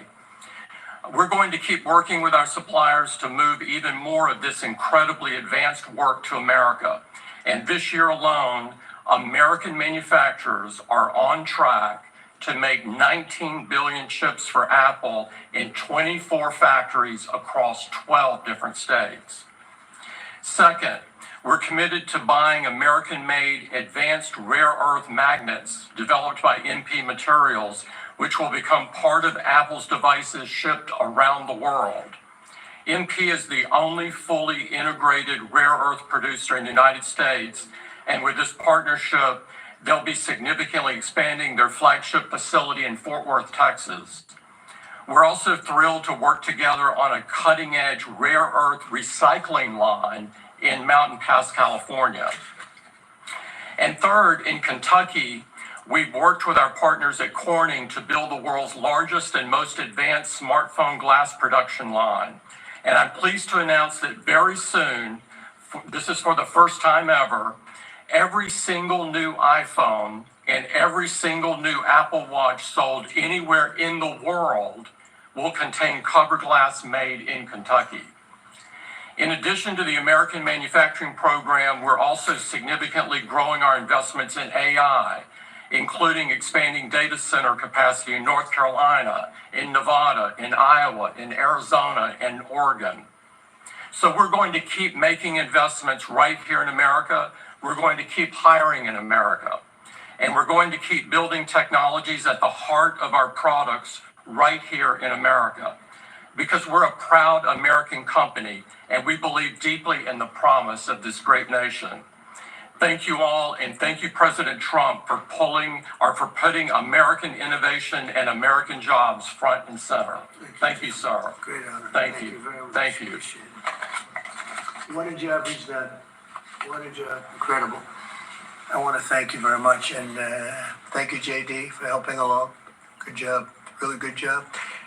Any questions, please? Mr. President, you Yes. promised on the campaign trail to bring forth a manufacturing renaissance. You just mentioned $17 trillion in your first 7 months or so. Right. Can you talk about how an investment like this, all the other ones that you laid out, will positively impact the millions of Americans that trusted you with their vote? Thank you very much. It changes our country. I mean, our country is a very different country than it was 6 months ago. And people like Tim are coming. We had Micron in yesterday. We had all of the big, great companies that you read about, you don't know about, but you read about. Many of them were making products outside of our country. Foolishly, we lost them. If we had the right person sitting in that seat, that would have never happened 20 and 30 years ago. When you look at the chip business, it would have never left our shores. We had 100% of chips originally, and then we slowly got taken down to nothing. We have the biggest chip companies, to both of them, but we have the biggest in the world coming in. They go into Arizona and beyond. And we're going to have, in a short period of time, we'll be up to almost 50% of the chips from starting in nothing. And that's something. But we have the greatest companies in the world coming into our country, and that means jobs, and it means wealth, and wealth means security for our people. Okay? Brian? Yes, sir. Congratulations on this investment, President Trump. Thank you. With a great example of putting America first. What does the labor force look like to fill these jobs that you have? Do we have enough skilled American workers to fill these? Well, we do have a lot of workers, and we have a lot of workers that hadn't been looking for work because they were disincentivized, frankly. And people like Tim have tremendous schools and training centers that they build along with a lot of their big plants where they train people on whether it's glass, like in Kentucky, or computers, or whatever they might be doing. It's a complex world, and they train people, and they do a great job. So it's a whole new workforce. Now, we have a lot of them in energy because, you know, they've always liked energy. As you know, coal has opened up big. We brought it back in a very large way. You know, China's right now building 58 coal-fired plants, 58 big ones. And here we were saying, we don't take coal. We have more coal than anybody else in the world. We have more oil and gas than anybody else in the world. But we have tremendous energy jobs, and the energy, as you know, we're booming with energy. And that's why the gasoline prices are down. The costs are down. I just hope when they watch these shows, I watch this, I won't use names because I just make them better known that nobody knows who they are. But I watch this group of people on CNN and MSDNC too, the same thing, where they say, well, costs have gone up. Costs haven't gone up, they've gone down. I'm telling you, the thing that's gone up is stock prices, and success of our country. Our country is really, really doing well, successful. Yes, ma'am? Yes, Mr. President, has President Zelensky agreed to a summit yet, and where and when would that be? Well, there's a very good prospect that they will, and we haven't determined where, but we had some very good talks with President Putin today, and there's a very good chance that we could be ending the end of that road. That road was long and continues to be long, but there's a good chance that there will be a meeting very soon. How close do you think you are to a deal? Excuse me? How close do you think you are to some kind of deal? Well, I don't want to say. I've been disappointed before with this one. You know, we've solved 5 wars, plus add to that Iran, where we wiped out their nuclear capacity for weapons. They would have had a weapon within 2 months, maybe less, and that was totally obliterated. It turned out it was a total obliteration, and the pilots and the people that did that job are really, we have the greatest armed forces in the world, but that was really something. In fact, there's a model of the plane right there. So, you got to bring that up, Susie. We have to see that. Look at this. This was just given to me. You know, we ordered brand new B-2 bombers. This is a plane that over a period of 36 hours of constant flying. Look at this. So this is the brand new one they just ordered. Similar, but actually quite different. It's new and enhanced. It's an amazing machine. Went 36 hours. We had 52 tankers up in the air loading up our planes because this was surrounded by F-22s and F-35s, and it was flawless. Tim. Even you would say it was flawless, Tim. And every one of those bombs hit their target. And then we had Tomahawks shot in from a submarine 300 miles away. And they hit every single Tomahawk hit its target. It was amazing. And that was a big threat. That was a nuclear threat. And here's the new one that we just ordered a large number of them. I'll put it on. Mr. President, what was the breakthrough today?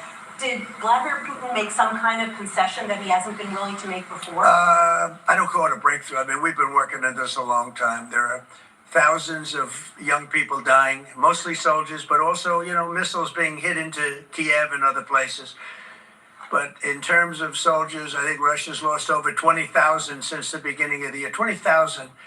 And I guess the estimate for Ukraine is about 9,000. It's a terrible situation. We want to get it stopped. We don't have American soldiers there, but I feel I have an obligation to get it stopped. This was not my war. This war would have never started, not even a chance. And it didn't start for 4 years. It went 4 years and it didn't start. But this is Biden's war. This was on his watch. And it's funny, we had no land was taken from Trump. It was taken from Bush. It was taken from Biden. The whole thing they would take from Biden. It weren't for us. But it was taken by Obama. Take a look at what was taken with all of the land that was taken. Nothing was taken by Russia from us. Not 1 ounce of land was taken. I'm here to get the thing over with.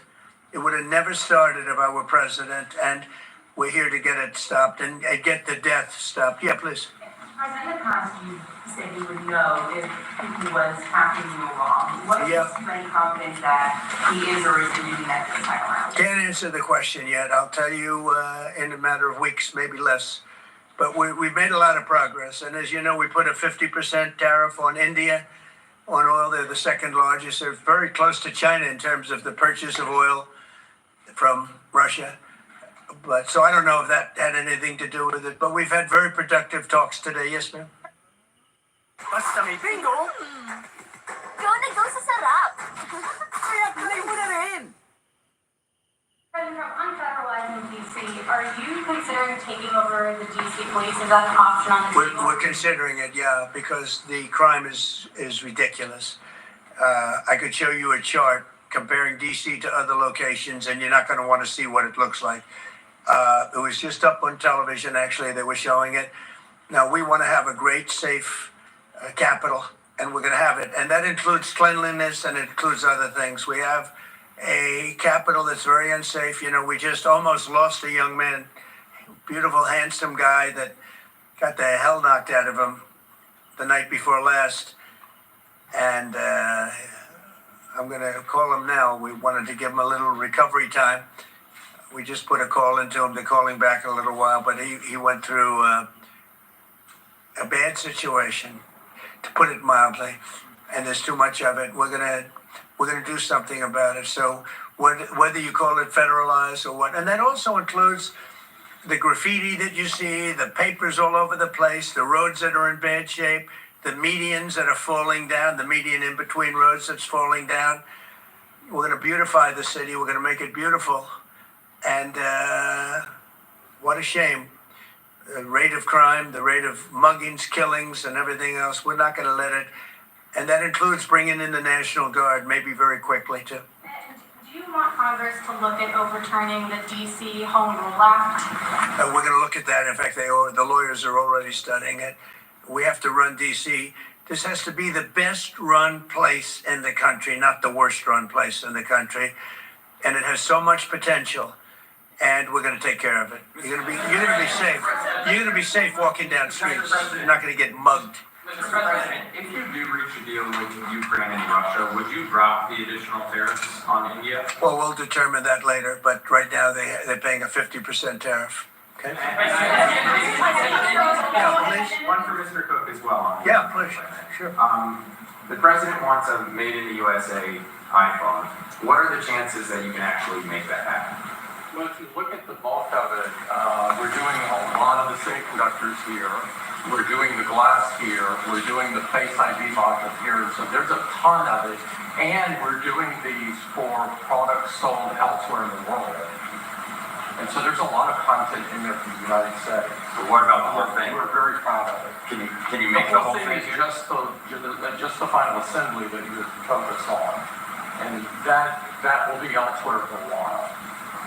He makes many of the components here, and we've been talking about it, and the whole thing is set up at other places, and it's been there for a long time.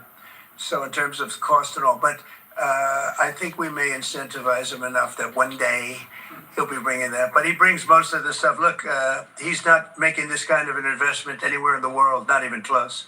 He's coming back. I mean, Apple's coming back to America. Thank you. Mr. President, Indian officials Let me go, please. Indian officials have said that there are other countries that are buying Russian oil. It's okay. Like China, for instance, It's buying okay. more. Yeah. Why are you singling India out for these additional It's sanctions? only been 8 hours. So let's see what happens over the next. Sanctions. You're going to see a lot more. So this is a taste of You're going to see a lot more. You're going to see so much You were the secondary sanctions. Yes, ma'am. Sorry, you were the driving force behind Operation Warp Speed, these mRNA vaccines that are the gold standard. Right. Now your health secretary is pulling back all the funding for research. He's saying that the risks outweigh the benefits, which puts him at odds with Research the on entire what? medical community and with you. What is going Yeah. on Research on what? into mRNA vaccines? Well, we're going to look at that. We're talking about it, and they're doing a very good job. And, you know, that is a past. Operation Warp Speed was, whether you're Republican or Democrat, considered one of the most incredible things ever done in this country. The efficiency, the way it was done, the distribution, everything about it has been amazing. But, you know, that was now a long time ago. And we're on to other things, but we are speaking about it. We have meetings about it in tomorrow, actually tomorrow at 12 o'clock, and we'll determine. We're looking for other answers to other problems, to other sicknesses and diseases, and I think we're doing really well. Yes, ma'am, please. Thank you, Mr. President. You said many times that you want to stop wars in the Middle East. Now Prime Minister Netanyahu is contemplating reoccupying Gaza entirely. Is he defying you, sir, or are you giving him a green light? Well, we have stopped wars in the Middle East by stopping Iran from having a nuclear weapon, and they're, you know, they can say they're going to start all over again, but that's a very dangerous thing for them to do, because we'll be back as soon as they start. We'll be back, and I think they understand that. They're just words, but no, we've stopped a lot of wars in the Middle East. If you think about what we did with Iran, Iran was the perpetrator of hate. A very evil place, and I think it's going to be a lot different in the coming years. On the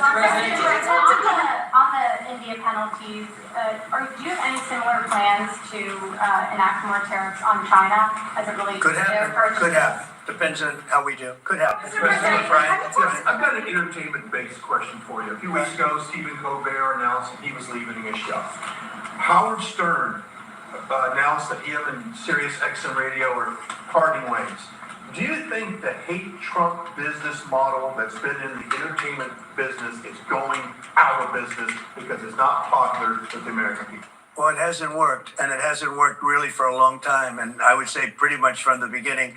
Colbert has no talent. I mean, I could take anybody here. I could go outside on the beautiful streets and pick up a couple of people that do just as well or better. They get higher ratings than he did. He's got no talent.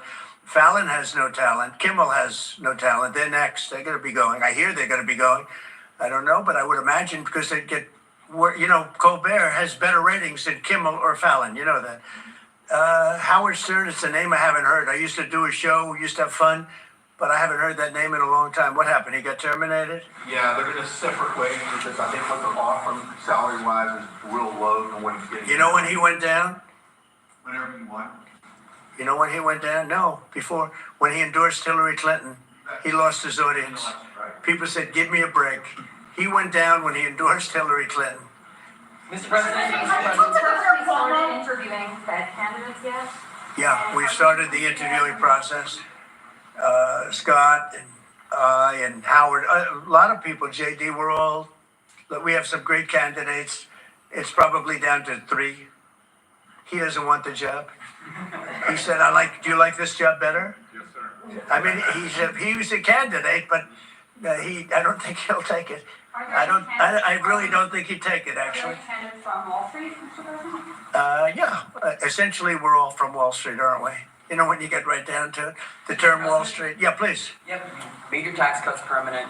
You mentioned that the tariffs are bringing in a ton of external revenue. You've opened up markets, the EU, Japan, South Korea, many others, to American goods like we've never seen before. How much growth can we expect in the economy now that this model of yours is sort of beginning to really take off? Well, I think the growth is going to be unprecedented. I think we're going to have growth that's unbelievable. Now, remember, we're building and just starting to build a lot of these incredible plants.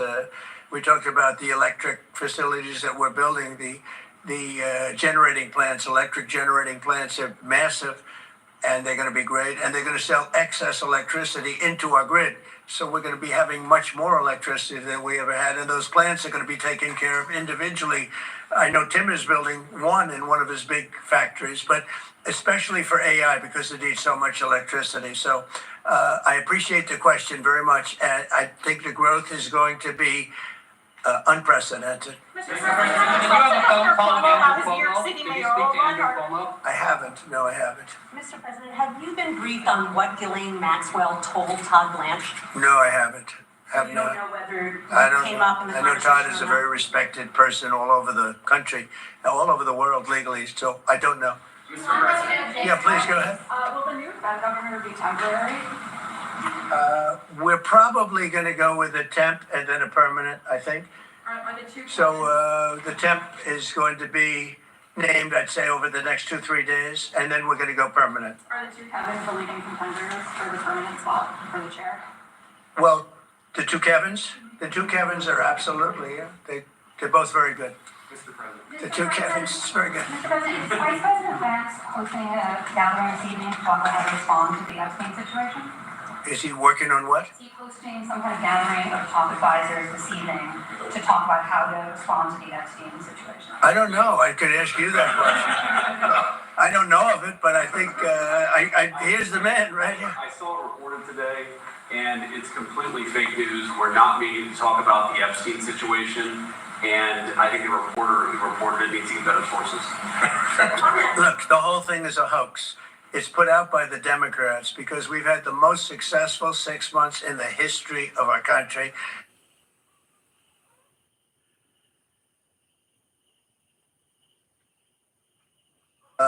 Yeah, please. A new Gallup poll says that Elon Musk is the most unpopular public figure in the country right now. I'm wondering, do you miss having him around the White House, or is that poll accurate? I don't know if the poll's accurate. I think he's a good person. I think he had a bad moment, really bad moment.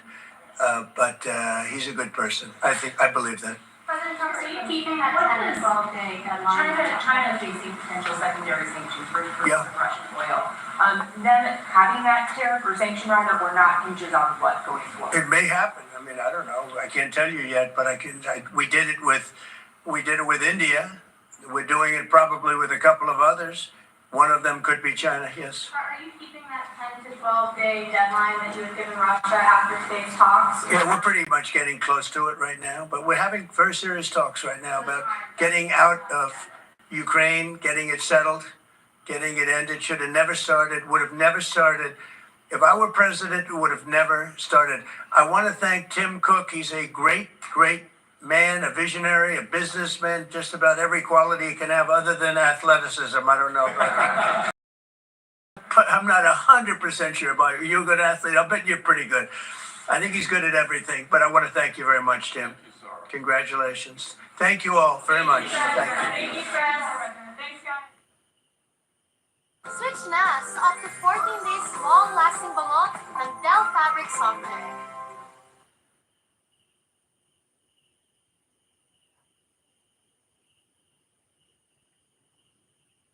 Oh, let's listen in. Thank you very much. We appreciate you being here, and we've put together a great cabinet, and we've had tremendous success. We've been given a lot of credit for having a very successful first month, and we want to make that many months and years, actually.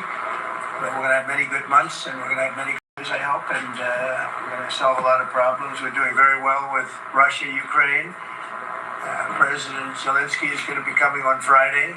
That's now confirmed, and we're going to be signing an agreement, which will be a very big agreement. And I want to thank Howard and Scott for the job you guys did in putting it together. You really did an amazing job. And that'll be on rare earth and other things. And as you know, we're in for probably $1 billion. Europe is in for $100 billion. And that's a big difference. So we're in for probably 3 times as much, and yet it's very important to everybody, but Europe's very close. We have a big ocean separating us, so it's very important for Europe, and they hopefully will step up and do maybe more than they're doing, and maybe a lot more. The previous administration put us in a very bad position, but we've been able to make a deal where we're going to get our money back, and we're going to get a lot of money in the future, and I think that's appropriate because we have taxpayers that shouldn't be footing the bill, and they shouldn't be footing the bill at more than the Europeans are paying. So it's all been worked out. We're happy about it, and I think that very importantly, we're going to be able to make a deal. Most importantly, by far, we're going to make a deal with Russia and Ukraine to stop killing people. They'll stop killing young Russian soldiers and young Ukrainian soldiers and other people in addition in the towns and cities. And we will consider that a very important thing and a big accomplishment because it was going nowhere until this administration came in. They hadn't spoken to President Putin in 2 years. And, so we'll keep you advised. Before we begin the cabinet, I'd like to have Scott and a couple of people say a few things, but most importantly, where are you? This is a gentleman who's going places, the head of HUD, and he's going to say, you all know him, and you're going to say grace, and then we'll have our meeting, right? Thank you very much. Thank you, Mr. President. Let's pray. Father, we thank you for this awesome privilege, Father, to be in your presence. God, thank you that you've allowed us to see this day. The Bible says that your mercies are new every morning. And Father God, we give you the glory and the honor. Thank you, God, for President Trump, Father, for appointing us. Father God, thank you for anointing us to do this job. Father, we pray you'll give the president, the vice president wisdom. Father God, as they lead. Father, I pray for all of our colleagues that are here around the table and in this room. Lord God, we pray that we would lead with a righteous clarity. Father God, that as we serve the people of this country in every perspective, every job that we have, Father, we would humble ourselves before you, and we would lead in the manner that you've called us to lead and to serve. Father, the Bible says that blessed is a nation whose God is the Lord. Well, Father, we today honor you, and in your rightful place, Father, thank you for giving us this opportunity to restore faith in this country, be a blessing to the people of America. And Lord God, today in our meeting, we pray that you would be glorified in our conversation. In Jesus' name, amen. Scott, that was a very good job you did. You've done that before. So Scott Turner's a terrific young guy. He's head of HUD, and he's going to make us all very proud, right? Thank you, Mr. President. Thank you very much. Great job. In just over 1 month, illegal border crossings have plummeted by numbers that nobody's actually ever seen before. It's much more than 100%. And we've unleashed American energy at levels that will soon be reported. But we think we're going to get it going very quickly. We have incredible people on the energy front. I think we have really great people on every front. I'll let you know if they're not good, but I think they really are. And we're fighting every day to get the prices down. The inflation is stopping slowly, but part of the reason it's stopping is because of high interest rates and other problems that we inherited. But we have to get the prices down, not the inflation down. The prices of eggs and various other things. Eggs are a disaster. The Secretary of Agriculture is going to be showing you a chart that's actually mind-boggling what's happened, how low they were with us and how high they are now. But I think we can do something about it, Madam Secretary, and I think you're going to do a fantastic job in that position. One of the most important initiatives is DOGE, and we have cut billions and billions and billions of dollars. We're looking to get it maybe to $1 trillion if we can do that. we're going to start getting to be at a point where we can think in terms of balancing budgets, believe it or not, something you haven't heard in many, many years, decades actually. And that's a big, whether it's this year or next year, I think we'll be very close to balancing budgets. And the DOGE is very important. And Elon is here to give you a summary of what's happening, some of the things they found, some of the horrible things they found, some of the theft and fraud, and we call it waste and abuse, but a lot of fraud, and probably some fraud that we're not going to be able to prove is fraud, but when you hear the names and the places where this money's going, it's a disgrace. But we've requested that a lot of people, we want to make sure that the people are working, so letters were sent down, and I think everyone at this table is very much behind it, and if they aren't, I want them to speak up, but they're very much behind it. Letters were sent out to people just to find out if the people exist. Do they work? Who do they work for? Where are they? You know, where have they been working? Have they been working for other companies or other entities at all, or being paid by the government? So they have two jobs, but they're supposed to have one. And the letter asks some simple questions like, what have you done lately? And if they can answer that, because I can tell you everything I've done for the last long period of time, a lot more than a week. And in many cases, we haven't gotten responses. Usually that means that maybe that person doesn't exist, or that person doesn't want to say they're working for another company while being paid by the United States government. So there's a lot of interesting things. It's very unique, but we have a very unique situation because we have a lot of people that were scamming our country. We have a lot of dishonest people. We have a lot of people that took advantage of a lot of different situations, and we're not going to let that happen. So I'm going to ask if it's possible to have Elon get up first and talk about DOGE, because it seems to be of great interest to everyone. I will say that there is a large group of people in this country that have such admiration for what we're doing. I got elected with a tremendous vote, winning every swing state, winning the popular vote, winning the counties by thousands of counties. I think it was 2,800 to 500. 2,800 counties to 500 counties. Think of that. And so we have a mandate to do this, and this is part of the reason I got elected. I got elected based on taxes and based on many things in the border, but also based on balancing budgets and getting our country back into shape, and this is a big part of it. So Elon, if you could get up and explain where you are, how you're doing, and how much we're successful guy. He's really working so hard, and he's got businesses to run. And in many ways, I say, how do you do this? And, you know, he's sacrificing a lot and getting a lot of praise, I'll tell you. But he's also getting hit, and we would expect that, and that's the way it works. So I'd like to have Elon Musk please say a few words. Thank you, Elon. Thank you, Mr. President. I actually just call myself a humble tech support here because this is actually, as crazy as it sounds, that is almost a literal description of the work that the DOGE team is doing, is helping fix the government computer systems. Many of these systems are extremely old. They don't communicate. There are a lot of mistakes in the systems. The software doesn't work. So we are actually tech support. It's ironic, but it's true. The overall goal here with the DOGE team is to help address the enormous deficit. We simply cannot sustain as a country $2 trillion deficits. The interest rates, just the interest on the national debt, now exceeds the Defense Department spending.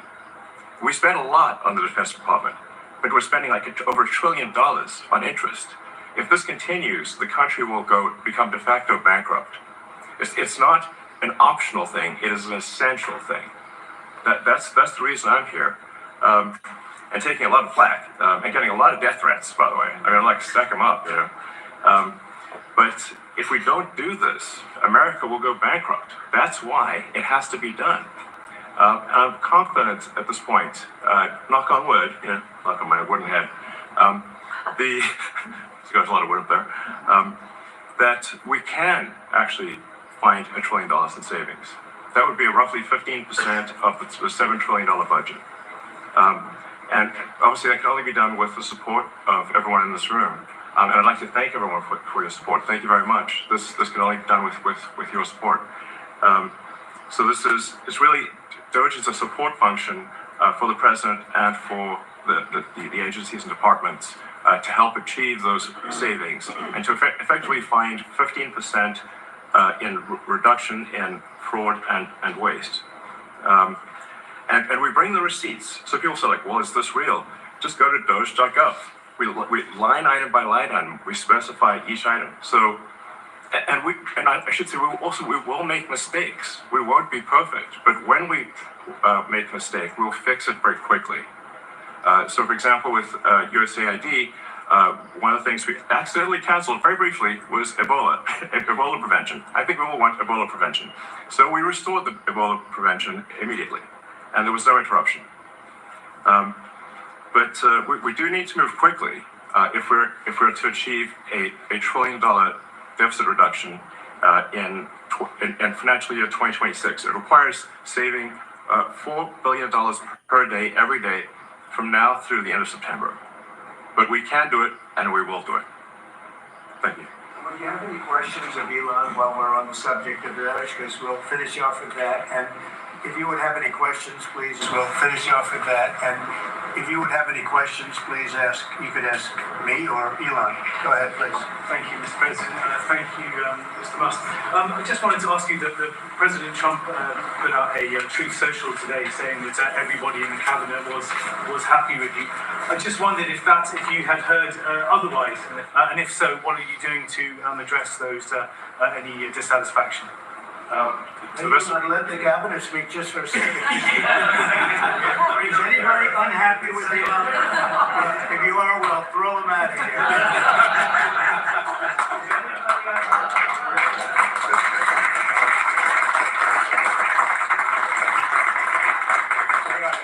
Respect for Elon and that he's doing this, and some disagree a little bit, but I will tell you for the most part, I think everyone's disagree a little bit, but I will tell you for the most part, I think everyone's not only happy, they're thrilled.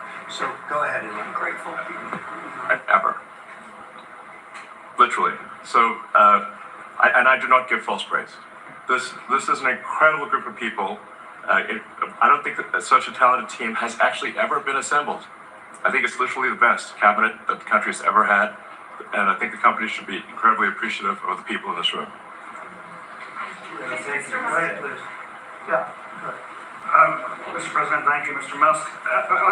About half of the government employees so far appear to have responded to your request for what they've been doing over the past week. Is there a timeline in place for next moves for people being fired, and when can the American people expect to see results of that? Yes. Well, to be clear, like I think that email perhaps was best interpreted as a performance review, but actually it was a pulse check review. Do you have a pulse? Do you have a pulse and 2 neurons? So if you have a pulse and 2 neurons, you can reply to an email. This is, I think not a high bar, is what I'm saying. This should be, anyone can accomplish this. But what we are trying to get to the bottom of is we think there are a number of people on the government payroll who are dead, which is probably why they can't respond. And some people who are not real people, like they're literally fictional individuals that are collecting paychecks. Well, somebody's collecting paychecks on a fictional individual. So we're just literally trying to figure out, are these people real? Are they alive?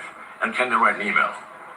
Which I think is a reasonable expectation for the American public would have at least that expectation of someone in the public sector. Mr. Musk, roughly 1 million employees. It's not a high bar, guys, come on.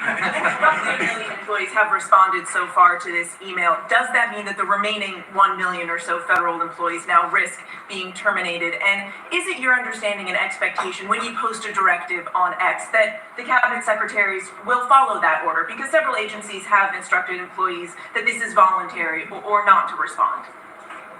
Yeah, well, I mean, so I guess it was like last week, the president encouraged me via Truth Social and also via phone call to be more aggressive. And I was like, okay, yes, sir, Mr. President, we will indeed do that. The president is a command asks. And I said, can we send out an email to everyone just saying, what did you get done last week? The president said yes, so it did that. We got a partial response. We're going to send another email. But our goal is not to be capricious or unfair. We want to give people every opportunity to send an email. And the email could simply be, what I'm working on is too sensitive or classified to describe. Like literally just, that would be sufficient. I think this is just common sense. And what is your target number for how many workers, employees you're looking to cut total? We wish to keep everyone who is doing a job that is essential and doing that job well. But if the job is not essential or they're not doing the job well, they obviously should not be on the public payroll. I'd like to add that those million people that haven't responded, though, Elon, they are on the bubble. I wouldn't say that we're thrilled about it. They haven't responded. Now, maybe they don't exist. Maybe we're paying people. Now, maybe they don't exist. Maybe we're paying people that don't exist. Don't forget, we just got here. This group just got here. But those people are on the bubble, as they say. Maybe they're going to be gone. Maybe they're not around. Maybe they have other jobs. Maybe they moved and they're not where they're supposed to be. A lot of things could have happened. I wouldn't say that Biden ran a very tight administration. They spent money like nobody's ever spent money before. Wasted money. The Green New Scam, all of the different things they spent money on. And you've seen that. We've seen that with some of the things that I read at speeches. I read them and people can't believe when I read them. 20 million here, 30 million here for a little educational course on something, circumcision, right? Circumcision. $20 million to inform the people of such and such a country on other things and other things other than that. So, those people are, right now we're trying to find out who those people are that haven't responded. Now, there'll be some agencies, like Marco has people within state that are right now doing very classified, very confidential work, and we understand that. We've talked, and we're being a little more surgical. And Marco's doing a lot of things himself. And some of the secretaries, we're going to be going to them. We're going to be talking about it today. We're going to ask them to do their own DOGE. In other words, they'll look in their group, and I spoke with Lee Zeldin, and he thinks he's going to be cutting 65% or so of the people from environmental. And we're going to speed up the process, too, at the same time. You had a lot of people that weren't doing their job. They were just obstructionists, and a lot of people that didn't exist, I guess, too. We found a lot of empty spots. The people weren't there. They didn't exist. I think education is going to be one of those. You go around Washington, you see all these buildings for the Department of Education. We want to move education back to the states where it belongs. Iowa should have education. Indiana should run their own education. You're going to see education go way up. Right now, we're ranked at the very bottom of the list, but we're at the top of the list in one thing: the cost per pupil. We spend more money per pupil than any other country in the world, and yet it's Denmark and Norway, Sweden, and I hate to say this, and we're going to get along very well with China, but it's a competitor.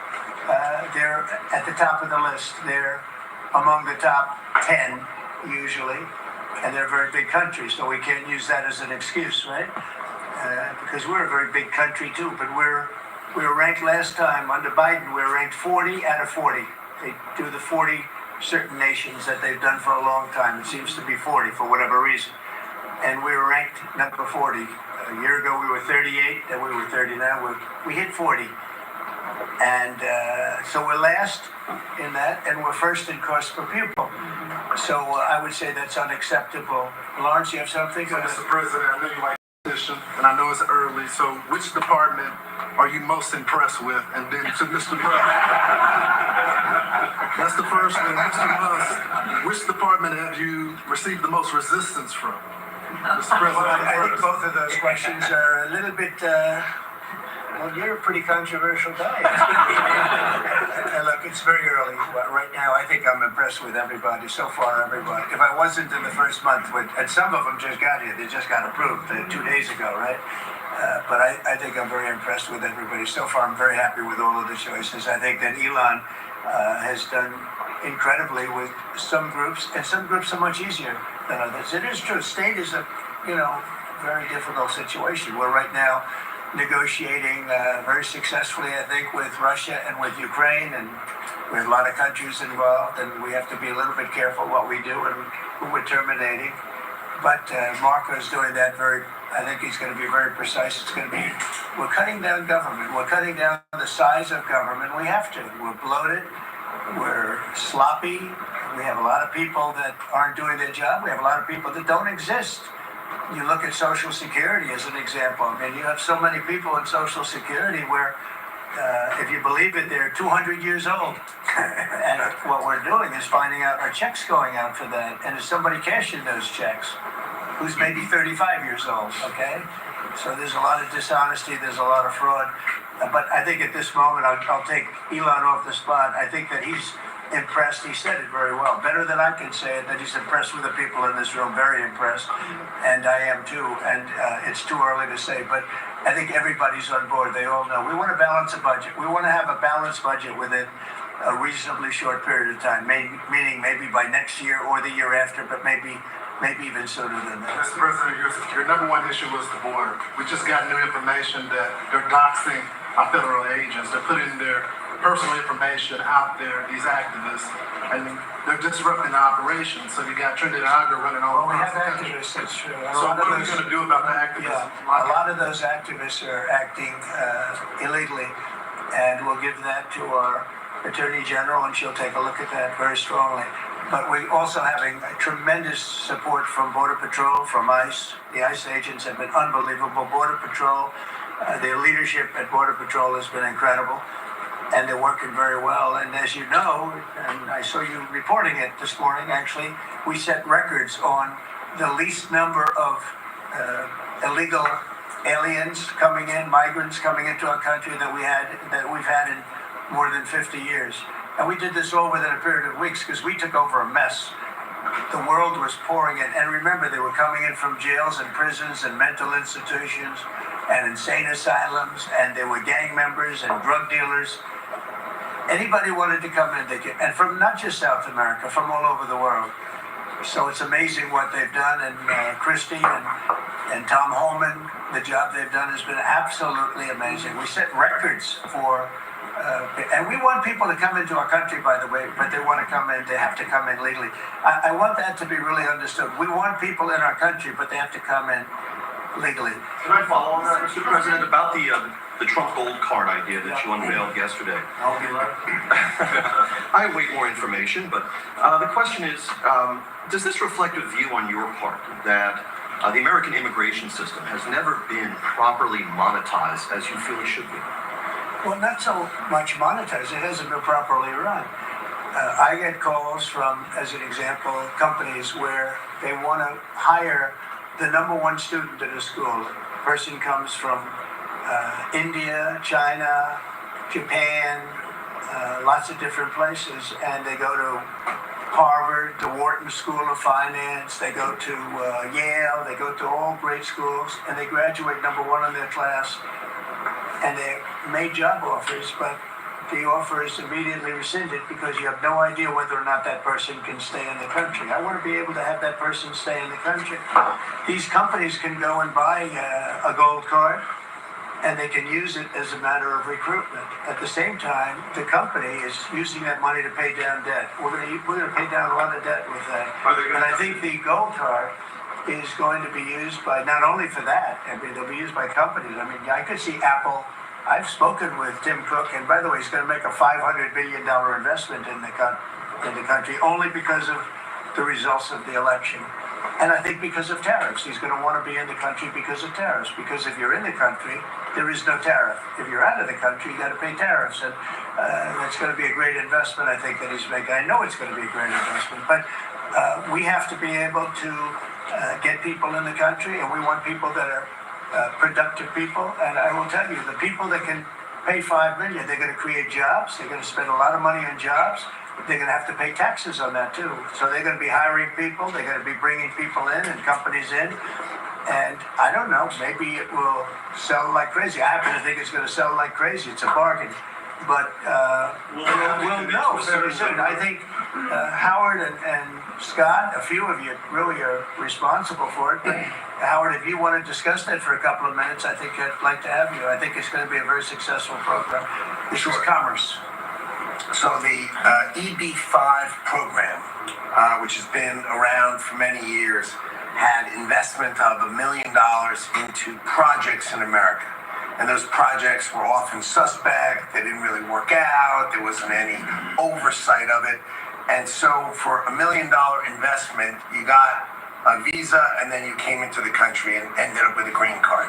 So it was poorly overseen, poorly executed. Then you had our border open where millions of people came through. So the idea is we will have a proper business. We will modify the EB-5 agreement. Christy and I are working on it together. For $5 million, they'll get a license from the Department of Commerce.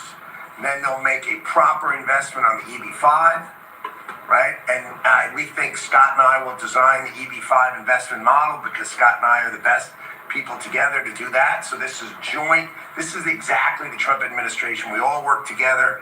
We work it out to be the best. And if we sell, just remember, 200,000. There's a line for EB-5 of 250,000 right now.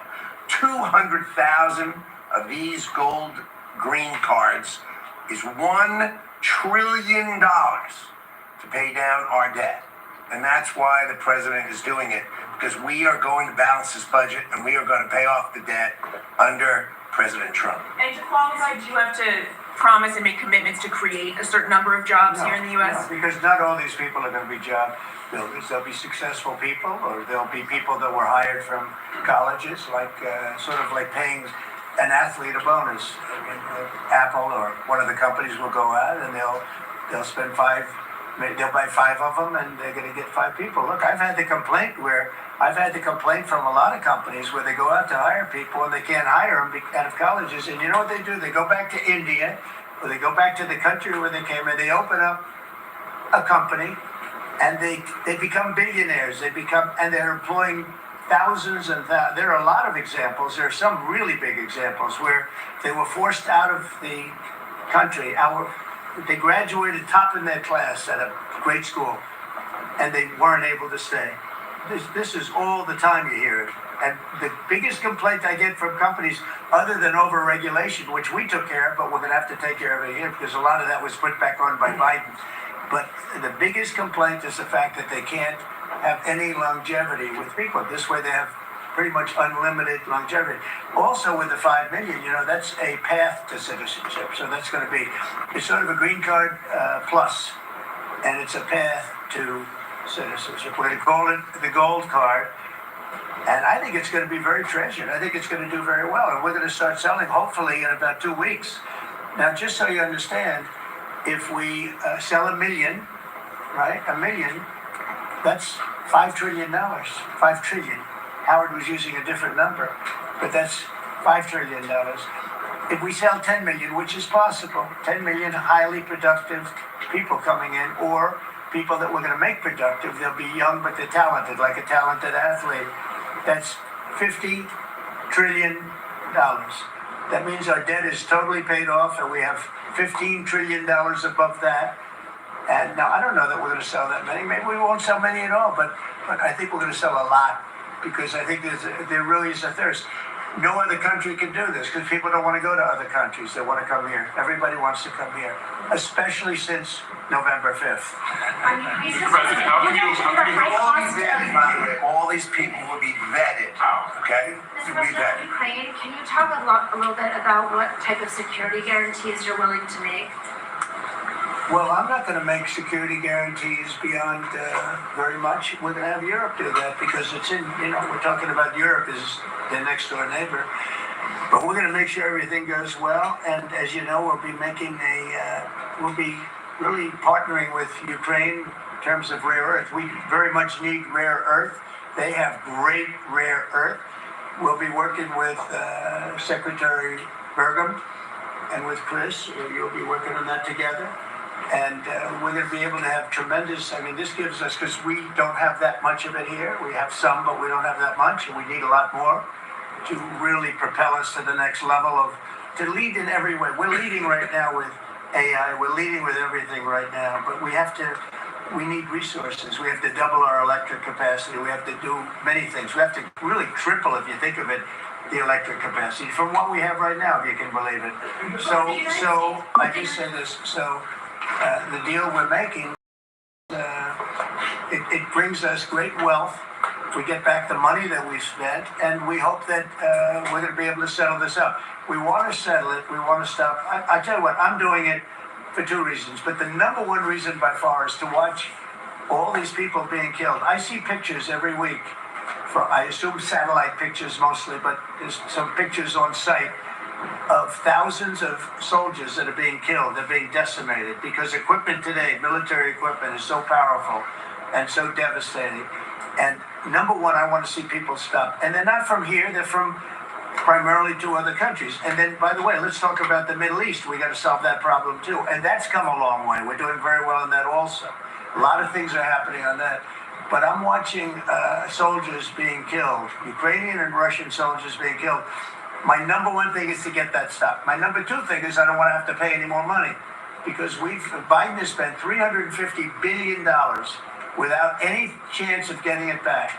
Now we're going to be getting all of that money back plus a lot more. And we provided a great thing. I mean, we provided something very important. And we'll be working with Ukraine, and because we'll be taking that, we're going to be taking what we're entitled to take. Now, they spent $350 billion, and Europe spent $100 billion. Now, does anybody really think that's fair? But then we find out a little while ago, not so long ago, a few months ago, I found out that the money they spent, they get back. But the money we spent, we don't get back. I said, well, we're going to get it back. And we'll be able to make a deal. And again, President Zelensky's coming to sign the deal. And it's a great thing. It's a great deal for Ukraine, too, because they get us over there, and we're going to be working over there. We'll be on the land. And, you know, in that way, there's sort of automatic security, because nobody's going to be messing around with our people when we're there. And so we'll be there in that way. But Europe will be watching it very closely. I know that UK has said, and France has said, that they volunteered to put so-called peacekeepers on the site, and I think that's a good thing. Mr. President, you have mentioned the high cost of eggs, and we've seen consumer confidence this week have a sharp drop from last month, the biggest dip in, I believe, 3 years. Why is that, your assessment? Why is that the case, and is there anything you can do? I think that consumer confidence, if you look at confidence in the nation, it had the biggest increase in the history of the chart. It went up 42 points in a period of like days after the election, since the election. So since the election, the confidence in our nation, including right track, wrong track, the first time it's ever happened where we were on the right track, because this country has been on the wrong track for a long time. So the confidence in business, confidence in the country has reached an all-time high. We have never reached levels like we are right now. Okay. Mr. President, you've been very clear in saying that as long as you're president, Iran will never get a nuclear weapon. That's true. Is it also your policy that as long as you're president, China will never take Taiwan by force? I never comment on that. I don't comment on anything because I don't want to ever put myself in that position. And if I said it, I certainly wouldn't be saying it to you. I'd be saying it to other people, maybe people around this table, very specific people around this table. So I don't want to put myself in that position. But I can tell you what, I have a great relationship with President Xi. I've had a great relationship with him. We want them to come in and invest. I see so many things saying that we don't want China in this country. That's not right. We want them to invest in the United States. It's good. There's a lot of money coming in, and we'll invest in China. We'll do things with China. The relationship we'll have with China will be a very good one.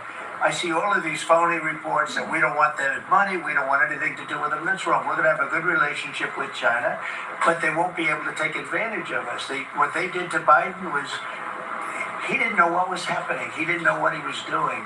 The administration didn't know what they were doing. It was very sad to watch. But we're going to have a good relationship with China and Russia and Ukraine and the Middle East. we're doing things that, look, when I left, we had no wars. We had defeated ISIS totally.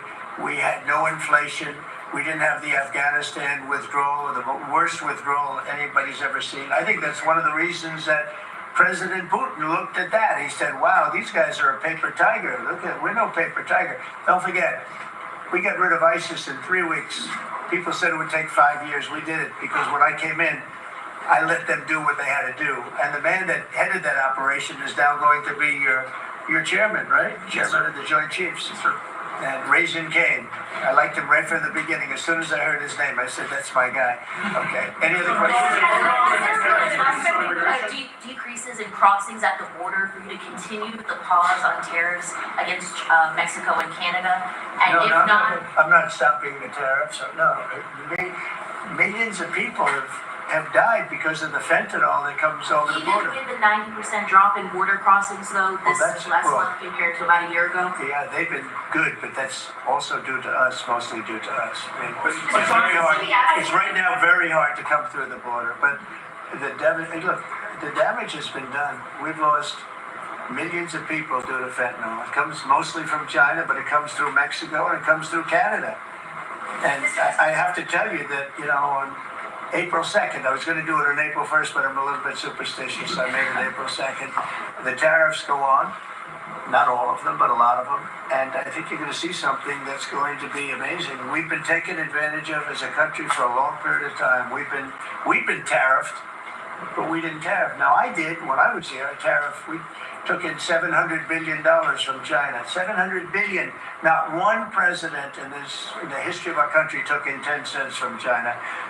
At the same time, China respected us. Now, when COVID came in, that was a different deal. I used to call it the China virus. I guess I can call it the China virus again, but, it's an accurate term, but I won't do that out of respect to China.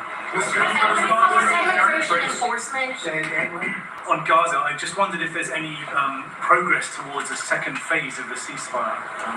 Well, I'm very disappointed when I see four bodies came in today.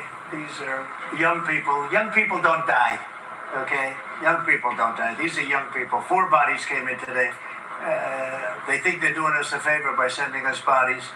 So, look, that's a decision that has to be made by Israel, by Bibi. But Israel has to make that decision. We got a lot of hostages back.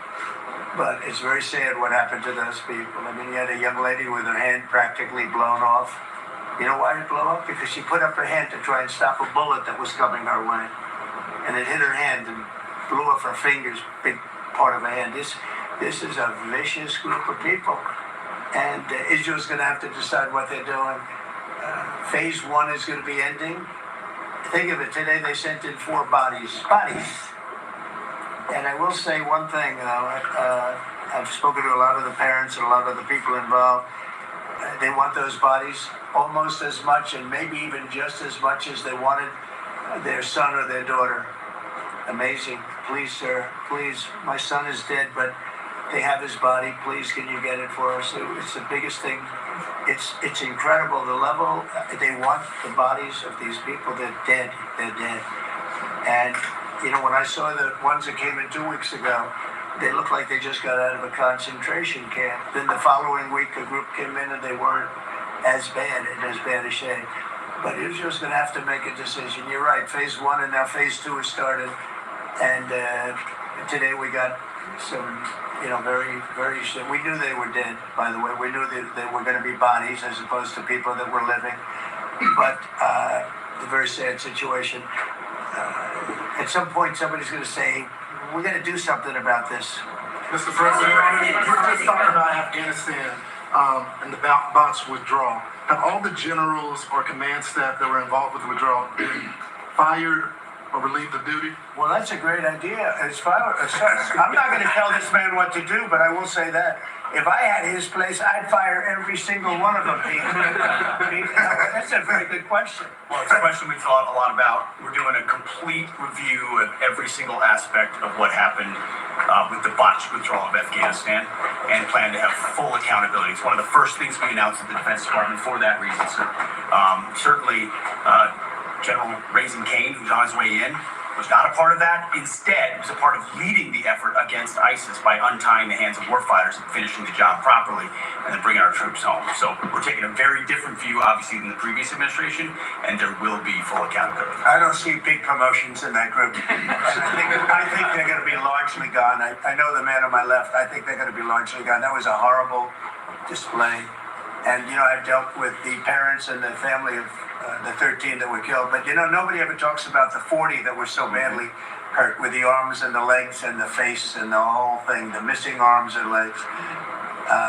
It was so terrible the way that was handled. And it should have been gone through Bagram.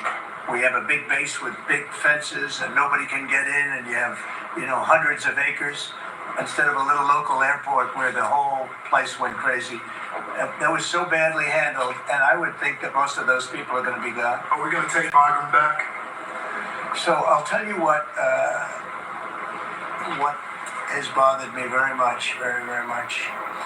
We give billions of dollars to Afghanistan. Nobody knows that. Nobody knew that. We give billions of dollars to Afghanistan, and yet we left behind all of that equipment, which wouldn't have happened. We were getting out under me. I'm the one that got it down to 5,000 people. We were going to get out, but we were going to keep Bagram, not because of Afghanistan, but because of China, because it's exactly 1 hour away from where China makes its nuclear missiles. So we're going to keep Bagram. We were going to keep a small force on Bagram. We're going to have Bagram Air Base, one of the biggest air bases in the world, one of the biggest runways, one of the most powerful runways in the sense that it was very heavy concrete and steel. You could carry about anything. You could land anything on those runways. We gave it up. And who's occupying it right now? China. Biden gave it up. So we're going to keep that, and we're going to have a withdrawal, and we're going to take our equipment. We're going to do it properly. We're going to do it we're going to keep the equipment. Well, they ran out. It was, what happened there was, in fact, in all fairness to Putin, when he saw that, he said, well, this is our time to go into Ukraine, I guess, because the timing seemed to be about right. But we send them billions of dollars in aid, which nobody knows. If the American public knew that, they know it now. And if we're doing that, I think they should give our equipment back. And I told Pete to study that. But we left billions, tens of billions of dollars worth of equipment behind. Brand new trucks. You see them display it every year or there. Little roadway someplace where they have a road and they drive waving the flag and talking about America. Beautiful equipment that's the top of the line stuff, brand new stuff. Now it's getting older, but you know what? We're going to pay them. I think we should get a lot of that equipment back. That Afghanistan is one of the biggest sellers of military equipment in the world. You know why? They're selling the equipment that we left. We're first. They were second or third. Can you believe it? They're selling 777,000 rifles, 70,000 armor-plated. Many of them were armor-plated trucks and vehicles. 70,000. If you think of a used car lot, the biggest one in the country, if I would say, JD, if somebody had 500 cars, that would be a lot. This is 70,000 vehicles we had there, and we left it for them. I think we should get it back. Mr. President, the spending bill that passed last night aims to cut $2 trillion. Right. Can you guarantee that Medicare, Medicaid, Social Security will not be touched? Yeah, I have said it so many times, you shouldn't be asking me that question. Okay? This will not be read my lips. It won't be read my lips anymore. We're not going to touch it. Now, we are going to look for fraud. I'm sure you're okay with that, like people that shouldn't be on. People that are illegal aliens and others, criminals in many cases, and that's with Social Security. We have a lot of people. You see that immediately when you see people that are 200 years old that are being sent checks for Social Security. Some of them are actually being sent checks, so we're tracing that down, and I have a feeling that Pam is going to do a very good job with that. But you have a lot of fraud. But no, we're not doing anything. Mr. President, part of your mission, sir, part of your mission has been, thank you, I'm sorry. Part of your mission has been to restore executive control over the executive branch. Is it your view of your authority that you have the power to call up any one of or all of the people seated at this table and issue orders that they're bound to follow? Oh, yeah, they'll follow the orders, yes. No exceptions? No exceptions. Well, let's see. Let me think. Oh, yeah. She'll have an exception. Of course, no exceptions. You know that. Mr. President, can you clarify the Canada-Mexico tariffs? You had put that 30-day pause, but you just referred to April. 25%. 25%. When does it go into effect? April 2nd. April 2nd for Canada-Mexico. Correct. And for everything. Well, we have the fentanyl related is a pause. If they can prove to the president they've done an excellent job, that's what they first do in 30 days. And the overall is April 2nd. So the big transaction is April 2nd, but the fentanyl related things, they're working hard on the border. At the end of that 30 days, they have to prove to the president that they've satisfied him to that regard. If they have, they'll give them a pause, or he won't. It's going to be hard to We'll see. satisfy. We lose 300,000 people a year to fentanyl. Not 100, not 95, not 60 like you read. You've been reading it for years. We lost, in my opinion, over the last couple of years, on average, maybe close to 300,000 people dead. And the families are ruined. When they lose a daughter, when they lose a son, the families are never the same. You're never going to be the same. So you're talking about 1 million people. But when the daughters die, I see it, daughters die and the sons die because of fentanyl. And in some cases, I don't even know they're taking it. They're buying something else and it's laced with fentanyl and they end up dying. And I've known many people who've lost children to fentanyl and for other reasons, but to fentanyl, it's such a big killer. And those people are never the same people. I mean, I've seen people that for the rest of their lives, they're not the same people. They're so different, it's not even believable. Dynamic people, happy people they die a miserable death. And that's because of the crap that comes in through China and through Mexico and through Canada. A lot of it comes through Canada. Look, we support Canada. $200 billion a year in subsidies one way or the other. We let them make millions of cars. We let them send us lumber. We don't need their lumber. We're going to free up our lumber. Lee's going to do that, head of environmental. We're going to free up our lumber. We have the best lumber there is. We don't need their lumber. What do we need their lumber for? When you look at we subsidize them $200 billion a year. Without us, Canada can't make it. Canada relies on us 95%. We rely on them 4%. Big difference. And I say Canada should be our 51st state. There's no tariffs, no nothing. And I say that we give them military protection. They have a very small military. They spend very little money on military. On NATO, they're just about last in terms of payment because they say, why should we spend on military? That's a tremendous cost. Most nations can't afford to even think about it. Why should we spend on military? The United States protects us. And I would say that's largely true. We protect Canada, but it's not fair. It's not fair that they're not paying their way. And if they had to pay their way, they couldn't exist. When I spoke to,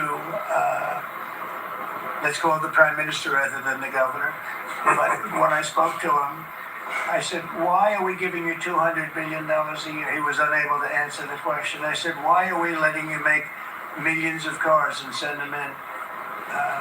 He was unable to answer the question. Justin Trudeau, nice guy. I think he's a very good guy. I call him Governor Trudeau. He should be governor because the fact is that if we don't give them cars, we don't have to give them cars. The tariffs will make it impossible for them to sell cars into the United States. The tariffs will make it impossible for them to sell lumber or anything else into the United States. And all I'm asking to do is break even or lose a little bit, but not lose $200 billion. And we love Canada. I love Canada. I love the people of Canada. And but honestly, it's not fair for us to be supporting Canada. And if we don't support them, they don't subsist as a nation. Okay? Mr. President, on the EU tariffs, Mr. President, have you just made a decision on what level you will seek on tariffs in the European Union? We have made a decision. We'll be announcing it very soon, and it'll be 25%, generally speaking, and that'll be on cars and all of the things. And the European Union is a different case than Canada, different kind of case. They've really taken advantage of us in a different way. They don't accept our cars. They don't accept essentially our farm products. They use all sorts of reasons why not. And we accept everything of them, and we have about a $300 billion deficit with the European Union. Now, I love the countries of Europe. I guess I'm from there at some point a long time ago, right? But indirectly, pretty directly too, I guess. But I love the countries of Europe. I love all countries, frankly, all different. But European Union's been, it was formed in order to screw the United States. I mean, look, let's be honest. The European Union was formed in order to screw the United States. That's the purpose of it. And they've done a good job of it, but now I'm president. What will happen if these countries or the EU retaliate? They can't. I mean, they can try, but they can't. China did. They They're imposed pledging to, tariffs sir. that went into effect. China's retaliatory tariffs on the 10th of February. Has there been any impact that you've been able to observe? That's right. No, they can do it, and they can try, but the numbers can never equal what ours, because we can go off. We are the pot of gold. We're the one that everybody wants, and they can retaliate, but it cannot be a successful retaliation because we just go cold turkey. We don't buy anymore, and if that happens, we win. Are you talking to Eric Prince about privatizing deportations? No, I haven't. Mr. President, you're in litigation with CBS News. Is this a case that you'd like to see go to trial, or are you open to some CBS, that 60 Minutes? CBS? Yes. Well, CBS did something that was amazing. Kamala was unable to answer a question properly, and they took the question that they asked and they inserted an answer. They gave her an answer. This was 2 days before the election, right before the Sunday night before the election. And they wrote out they put her words from another question that was asked about a half an hour later, and they put that into the question. Nobody's ever even heard of it before. Then did it, they say, on numerous occasions. And the FCC is looking at it very strongly, and everybody's looking at it, but nobody's ever seen anything. Think of it. They took her answers and they changed them. And I don't mean they changed a word or two, or they cut off a half a sentence, or they cut off a couple of words. I mean, I've had that happen too, but that, you just say, then they say, well, we want brevity. We wanted to do it for time.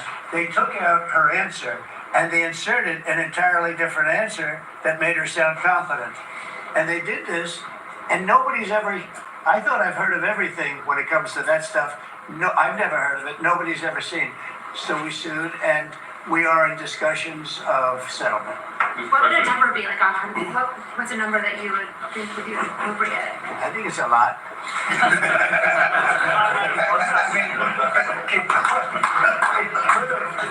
It probably did affect the election. I mean, we won by a lot. As I said, too big to rig.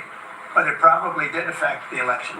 Probably could have won by more. But I could have lost the election because of that. We have to get to honest elections.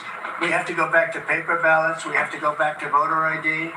One-day election, ideally, or short-term, not these 48-day and 61-day elections where boxes are put in a room and, let's move the boxes because we're putting in a new air conditioning system. And you see the boxes move, and then you say, well, where are all the boxes? What happened to the boxes that never came back? Now, our elections are extremely dishonest. We're the only country in the world that has mail-in voting and all of these different things that we put in. No other country in the world has it. France went to, they had some of the things that we had, and they went to same-day voting, all paper. And paper is very sophisticated now. It's a very sophisticated form of voting right now. It's a very safe form of voting. The other things for the governors, I wish the governors would do it because the paper ballots will cost 9% of the machines, and they're 100%. Nothing's foolproof, but they're as close as you get. So we'll see what happens. But on the 60-minute thing, nobody's ever seen anything like it. Would you link the FCC action to the litigation? I mean, does it make sense? I don't think it's linked, but probably the lawyers look at it, because I know it's going along. FCC is headed by a very competent person, and you have some very competent people on the board, and so I think they're looking at it very seriously. So, of all the deals that you've done in your life, all the people you've sat across from and negotiated with, is President Putin distinct in any way? He's a very smart guy. He's a very cunning person, but I've dealt with some really bad people. But I will tell you, as far as this is concerned, you have to understand, he was he had no intention, in my opinion, of settling this war. I think he wanted the whole thing. When I got elected, we spoke, and I think we're going to have a deal. I can't guarantee that. You know, a deal is a deal. Lots of crazy things happen in deals, right? But I think we're going to have a deal. If I didn't get elected, I believe he would have just continued to go through Ukraine, and over a period of time, a lot of people would have been killed, would have lasted for a period of time. And the reason that Ukraine, and I have great respect for the Ukraine as fighters, they have great fighters, but without our equipment, that war would have been over, like people said, in a very short period of time. And if you remember, I gave the javelins, and the javelins are the things that knocked out those tanks right at the beginning of the war. They said that Obama at the time gave sheets and Trump gave javelins. Well, I was the one that did that, but I want to see it come to an end. Will he have to make concessions, President Putin? Yeah, he will. He's going to have to. And I believe that because we got elected, that war will come to an end. And I also believe if we didn't get elected, if this administration didn't win the election by a lot, that war would go on for a long time, and he would want to take the whole thing.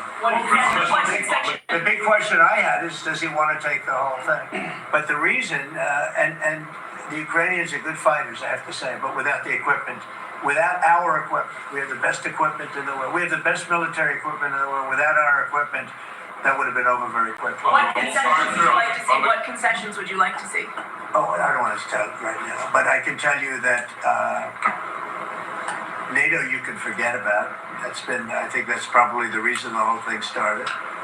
And I think, JD, we can say that. Do you have a statement on that? You've been very much involved. I gave him the beauty.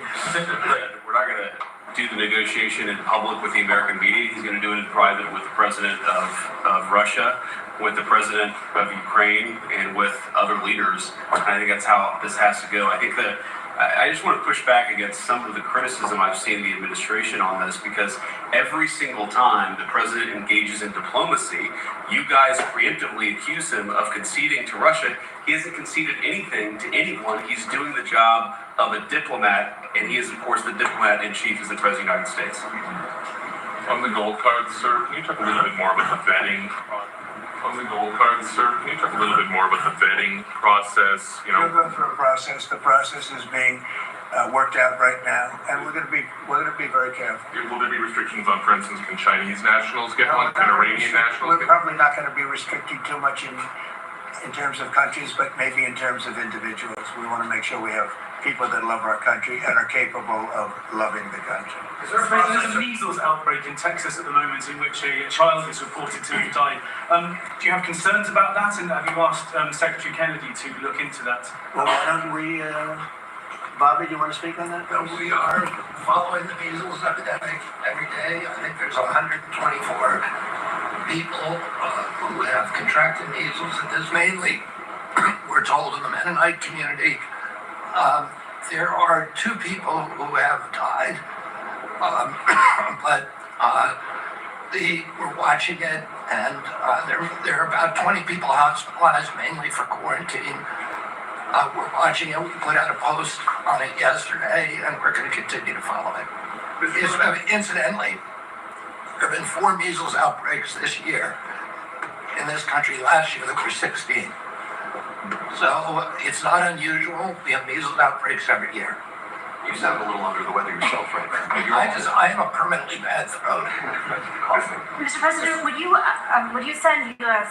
peacekeepers to support the European peacekeepers? Would you do any sort of support the European peacekeepers? Would you do any sort of U.S. No, we're going to support Europe, yeah.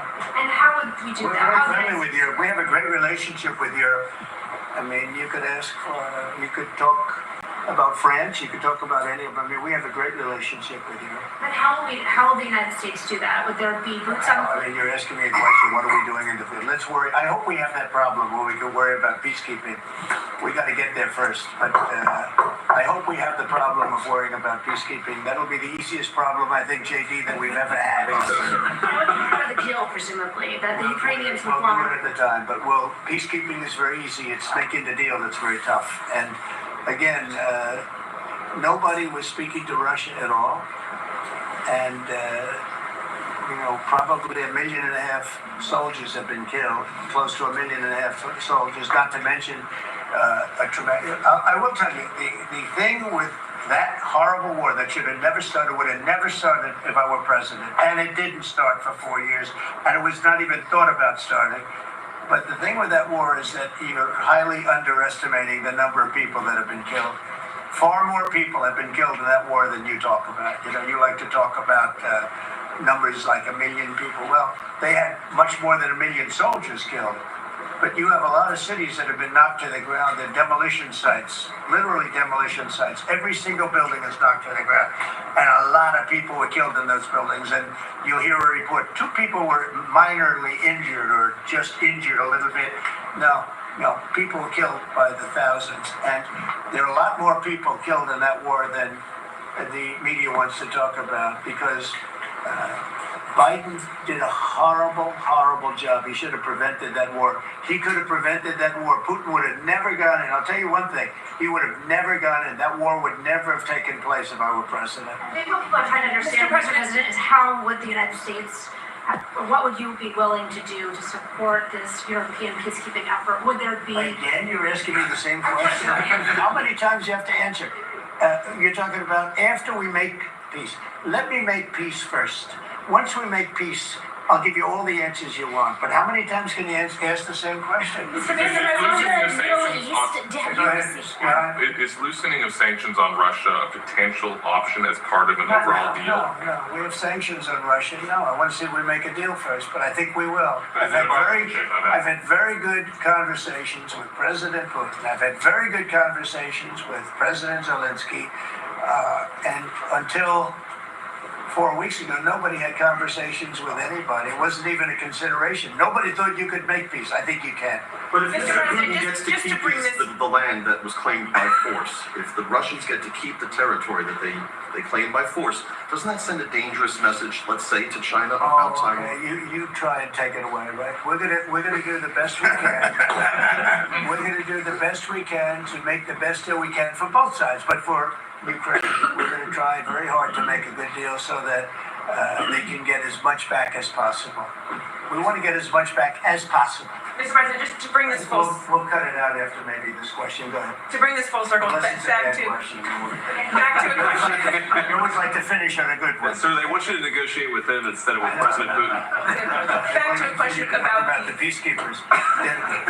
You have a lot of confidence in us because you assume there's going to be peace. It's possible it doesn't work out. There is possibility.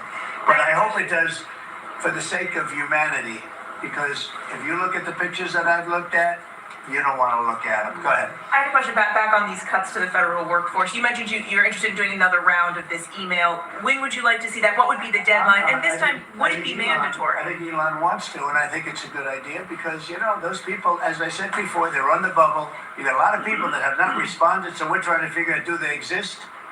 Who are they? And it's possible that a lot of those people will be actually fired. And if that happened, that's okay, because that's what we're trying to do. This country has gotten bloated and fat and disgusting and incompetently run. I think we had the worst president in the history of our country. He just left office. I think he's a disgrace, what he's done to our country by allowing millions of people to come into our country like that. And all of the other things, the inflation, which he caused because of energy and stupid spending, to spend hundreds of millions, trillions and trillions of dollars on the Green New scam, a total scam. I have the best energy people, the best environmental people in the world around this table, and they can't even believe he got away with it. And then in leaving office to send $20 billion here and $20 million there, and 10 million and 5 million, and they couldn't spend the money fast enough. And let's get it out before Trump gets in. Let's just get it out to anybody. And this is a disgrace to our nation. And you don't write the fair thing, but look, you know, the good news, the people see it, and that's why we won the election by so much. Thank you very much, everybody. Thank you, Chris. Thank you, Chris. I'll right back here. President Trump's cabinet meeting and the media getting to be in there for over an hour asking questions to President Trump, as well as Elon Musk and others in the room, including cabinet members. Some of the big takeaways is that the Ukrainian President Zelensky coming to the White House to sign a rare earths mineral deal that will be happening on Friday at the White House with President Trump. So, of course, we'll have that for everyone right here on Live Now when that does happen. But also some other big takeaways, talking about the DOGE efforts was front and center as well. We heard Elon Musk talking and saying that he would push out another email sometime this week to reiterate he believes that there is even maybe some people in the federal government that have been dead long ago, and wants to get to the bottom of that as well. So we will be breaking all of that down for you throughout the day here on Live Now from Vox, but wanted to again showcase the full cabinet meeting right here on Live Now, and we showed it to you with no commercial break whatsoever. While we wait for more live events to pop up, we have another one coming in right.